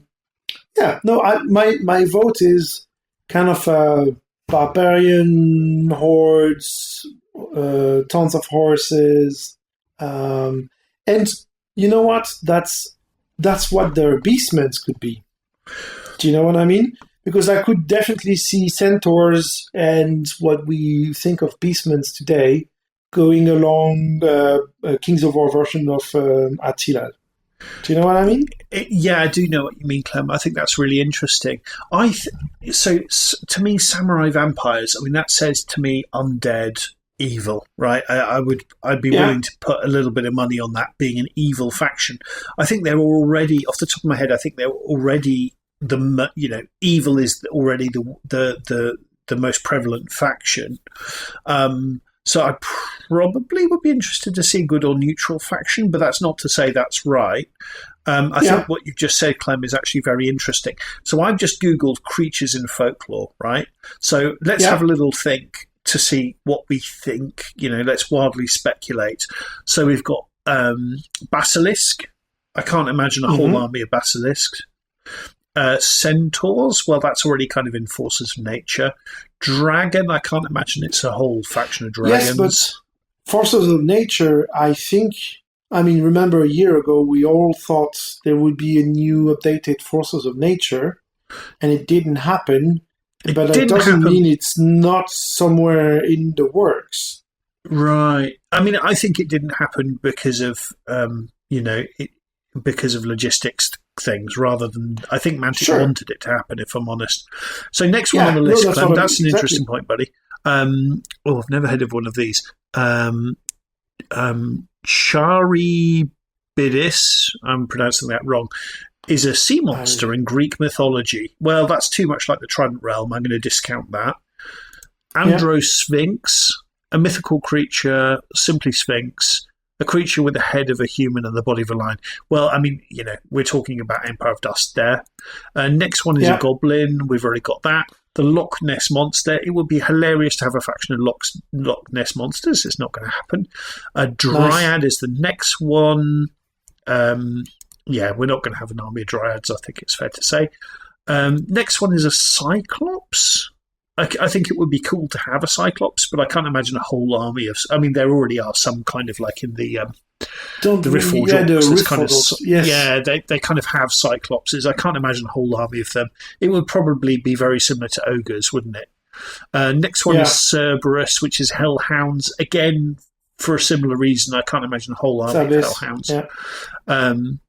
Fairy, I mean, would an army actually? I'm not going to. I don't think it's right for the Xirkaali Empire, but I mean, I wouldn't be against having a fairy army in Kings of War. Clem, would you think it would be silly, or would you be all right with that? I would be curious to see how you match it and mesh it with the existing lore, but never say never. You wouldn't want an army which is all flying. That's the thing.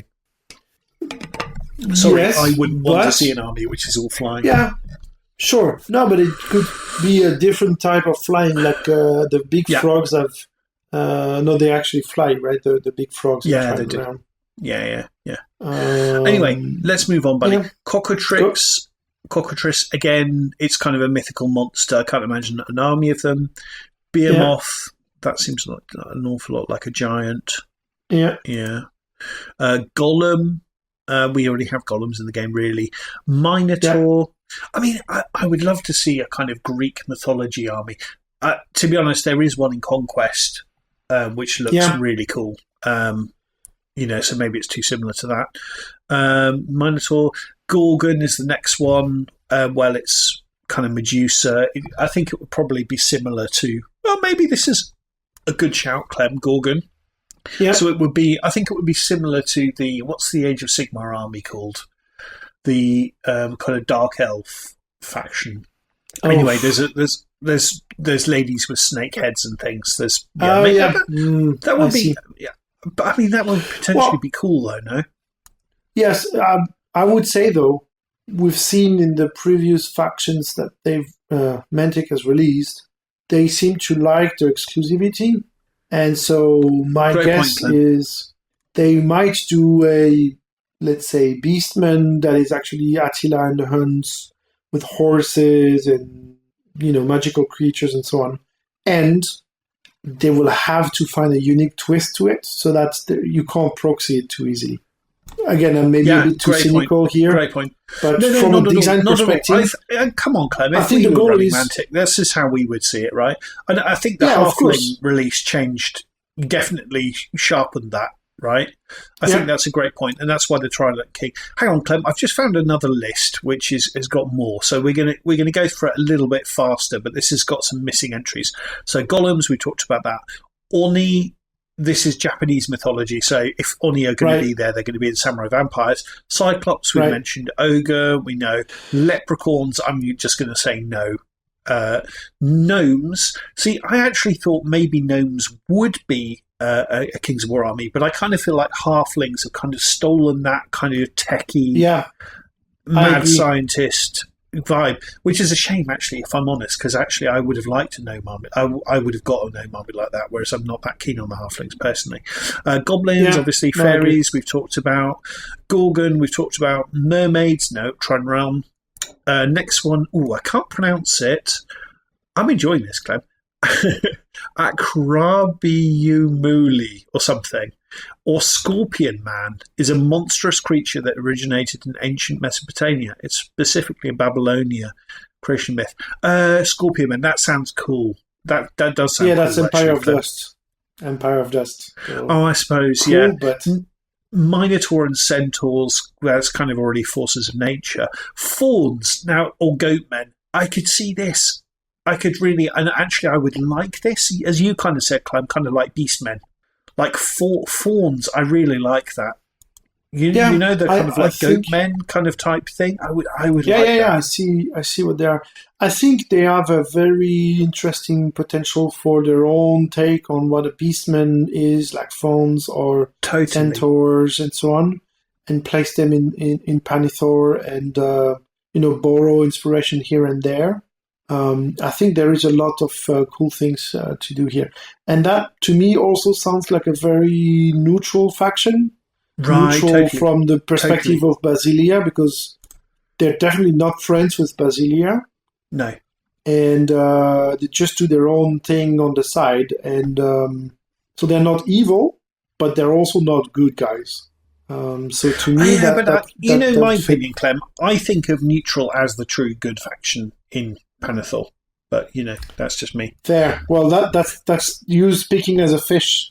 Yeah, exactly, Right. exactly. Of course. Exactly, Yes, buddy. yes. Speaking as a tuner, I see what you're doing. So Yeah. buddy, I'm really enjoying this, but we're only halfway through this list. Werewolf, no, we're going to say just a flat out no, aren't we, Clem? Because it's undead. Loch Yeah, Ness, it's undead. Ness Monster, hilarious, but sadly no. Griffin, you're not going to have a whole army of Griffins. Phoenix is already in the game. Basilisk, we talked about that. I can't see an army of Basilisks. Unicorn, already in the game. Dragon, already in the game. Bigfoot or Sasquatch? No, I can't see that. Yeah, me neither.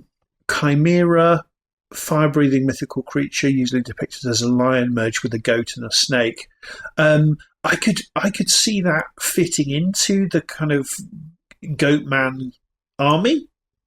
Yes, But again, No, it's I agree. Greek. But again, it's Greek mythology. It's not further east. But I mean, Greece is obviously. You can East of steal where we some are. inspiration. Yeah. Yeah, I mean, it's kind of on the gateway between Europe and Asia, isn't it?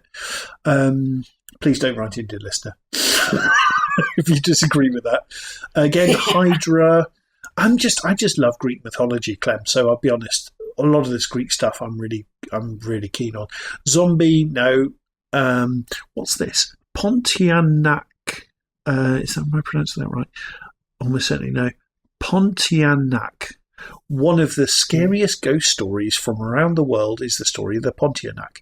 In Indonesia and Malay mythology, Pontianak is a female spirit of a woman who died while pregnant, is a pale creature with long dark hair and red eyes, and while objectively frightening, she can transform into a beautiful woman to prey on men.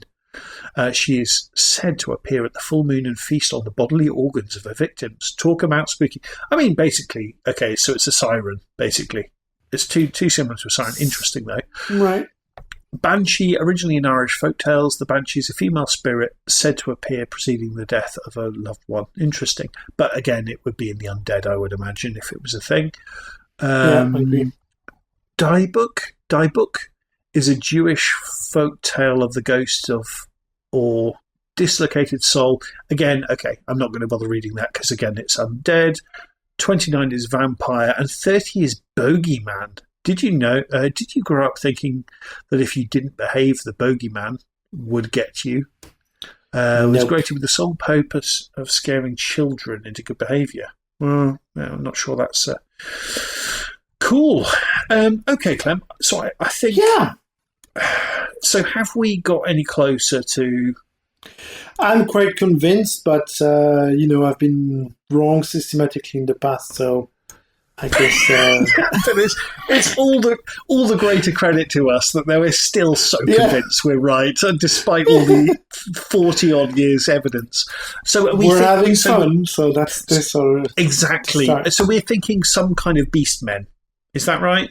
Is that what So we've my landed on? thinking is, Eastern, like Central Plains, Attila and Huns, inspired, like Mongols, Empire, horse riders, various types of beastmen and these type of monsters and creatures. And this is what beastmen actually look like in Pannithor. Okay, and I'm going to say it's beastmen from kind of swampy / rainforesty Thailand, Cambodia, Vietnam. I'm going to say it's from the deepest forests. I'll be a little bit different, Clem, instead of the steppe. That's I like your take as well. No, it's pretty good. So there you go. Now we can wait and see what they actually do. And but yeah, this is fun, and it's interesting that at the moment we don't really know what's coming for Kings of War in the future. The only thing we should mention, Clem, is that in the Champions boxes, we know there are little pieces of an MDF thing that all fit together. And we know at this point that it's going to be the symbol for the new faction. Yes. But this is all we know. I'm going to say one of the last things, we've talked a lot about what Kings of War needs for 4th edition. I'm going to say at nearly 30 factions, maybe this puts us to 30. I don't think Kings of War needed another faction. Having said that, if it is these beastmen, I'm genuinely going to be interested to do it, Clem, to be honest. I know this is purely our speculation, so we're going to be biased. But, like, Clem, you and I are going to love a beastman army of some stripe. That's going to be cool. Yeah. I mean, if you ask me, of course, I love my idea. Yeah, exactly. Of course I love my own idea, of course. I mean, obviously they always turn out to be terrible, but I love my own ideas. Yeah, no, that's pretty cool. And I think I don't even see it as a question of, hey, does the game need the new faction or blah, blah, blah. No, they need to import into Pannithor stuff and make it their own. And so if creating a new range, a new faction, a new name, a new lore, a new everything around this, and they kind of tick the box of these are our best beastmen, right? Then it's kind of replaces something that is existing in the lists today, but gives it a fully Pannithor version of it. And I think that works. I feel where they hit a slight speed bump with this, and this is purely my speculation. This is not based on anything anyone's told me. Is my hunch is that Riftforged Orcs was supposed to replace Orcs, and this was going to be the first step in panithizing, classical fantasy tropes, and bringing them more into the Mantic fold. And of course, I think a lot of there's not loads and loads of Orc players, but I think a significant number of the well-known Orc players / events around the world, Orc Town, I suspect they very much did not like this idea, and as such, I think Mantic went, "Oh, okay then," because of course, if you've got an Orc army and you're told right now you've been enslaved by the Riftforged Orcs, you're now a different thing. It's quite a different feel to the kind of Riftforged Orcs and Orcs feel quite different, don't they? So I wonder if this was a setback for Mantic in this regard. But I'm speculating. So that's a whole topic in itself, right? Yeah. Initially, I wasn't very much a fan of this idea because I love greenskins. Like orcs, for me, it's a classic. Like, how dare you remove orcs? And in a way, I think they've been a bit too cautious with the Riftforged Orcs, and they've done a half-assed job in a way. Like, they didn't replace them, but they expanded them, but then... And so I don't think it sold that well, and it was a similar time when the Halflings were going gangbusters. So I think it kind of got forgotten about, which is a shame because I have a Riftforged Orc army and I really like it. Yeah, I think they could, transform and say, you know what, orcs in Pannithor are like this, and this is how it is. And I think it would be legit. But so my point, I think, is I don't think they will stop doing this entirely. And I don't think we will see too many herd player go, oh, you killed my herd by doing this new, herd version or beastman version. I mean, in a way, from what I understand, they've already changed the list quite a bit between 2nd and 3rd edition, to the point where the local herd player stopped bringing his herd army because he said, no, I don't like what they've done with 3rd edition. It's too different from what I had when I built the army with 2nd edition. And so this army would just stay on my shelf. Back then, Clem, they were like the elves of that time, though, right? From what I understand, they had a unit called Stampede that was horribly overpowered, and so they were just smashing, it was like Bretonians in Old World or something. You just charge in and just kill everything and you win the game. I mean, centaurs are still pretty scary. I don't know if you've played against them at some point, but a horde of centaurs is no joke. So anyway, my point is, I think the herd is a good candidate for Pannithorification, or however you want to say it. I'm curious to see what Mantic's version of the herd actually is, and I think it's a good candidate. And for all of the reasons that I mentioned earlier, I think that would fit. Clem, will this army replace the herd, or is this just a separate topic? Why not? So maybe that's a dumb question. Can we look at the Pannithor map and see where the herd comes from?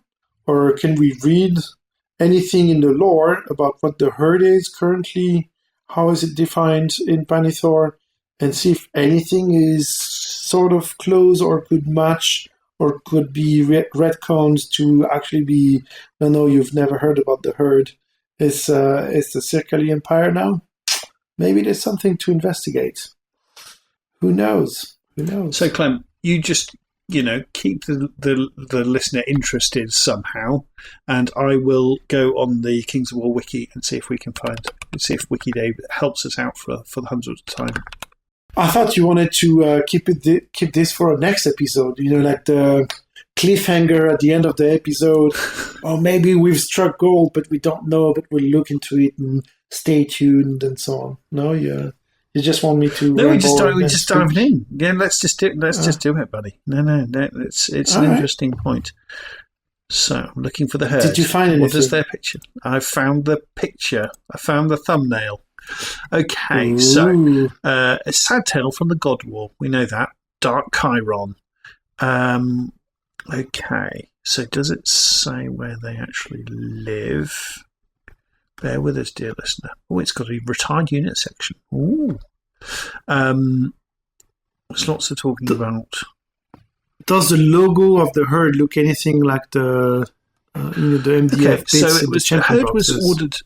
The herd was ordered to remain within Galahir, which is a forest, to protect it and watch for marauding bands who would attempt to invade. So they're in. So they're in the forest of Galahir. Now, can we see that on the big map? No. Okay, that's frustrating. Oh, that's a shame. We're so close. Okay, forest of Galahir. Okay, so I'm just going to Google. Okay, Kings of War. Pannithor. I'm sure it's on the wiki, but anyway. Yeah, Okay, it's funny. so- That's exactly when we would need someone knowledgeable about these things, right? Oh, having people But sadly, knowledgeable around. You're It's just us, stuck Clem. with us too. It's just us. Couple of blind squirrels looking for a nut. Okay, so we've got the map open, and that's putting it nicely. Forest of Galahir. Come on, it's low quality, so it doesn't zoom in. This is frustrating. I've got it, Clem. I've got it. Oh, hang on, Clem. You might be onto something here, my friend. So, okay, Clem. So, if you know where let's say where Europe is, let's be honest, there's the successor kingdoms, there's Primordia, whatever it's called. Then you've got Basileia, right? And then northeast of that, you've got the Rift, right? Do you know where I'm talking about on the map, Clem? Yes, So I'm trying to open the map at the same time so that I can. Yeah. So it's northwest of Galahir, which means it's right by the Great Plains of the Mammoth Steppe, which is kind of what you were saying. Although, Clem, obviously we know it's going to be opening up to the east, but it's not a million miles away. Yes, I'm looking at it. Well, I mean, that's where the current herd is. What I'm saying is maybe, there's something similar that comes from further east. Yeah, totally. But it's interesting. You were kind of speculating it could be kind of like a map, like a from the steppe kind of a faction, and it's right by the forest of Galahir. Maybe almost certainly it's a coincidence, but still, I mean, it's right by it. Yeah, I'm giving you some credit, buddy, for our incredible. No, I'll guessing. take it. I'll take it. Take it, buddy. And, Take it. Yeah. Now I guess we just have to wait another 6 months or something, right? Surely there'll be some leaks. Yes, perfect. Yeah, Brilliant, Clem. So nice. Clem, thank you as always. Thanks so much for joining me. I've had a lovely old time, and Always fun. Yeah. Always good fun. No? Thank you very much, dear listener, for staying to the bitter end. As we always say, you're the real fans. And Clem, we often get feedback from people that says MUP Monthly is too long. It's ridiculous, and it is ridiculous, Clem. It's ridiculous to on a Sunday night to talk about Kings of War for 3-4 hours. But it's what we like to do, Clem. It's madness, but it's also our most popular show still. So I think there's enough mad people around to make this worthwhile. I think Yeah. we're having a good time, and we'll share this with you, dear listener. And I guess that's the main thing, isn't it? It's what it's all about, buddy. Great. Do you want to take us out with our tagline, Clem? So many universe, so little time.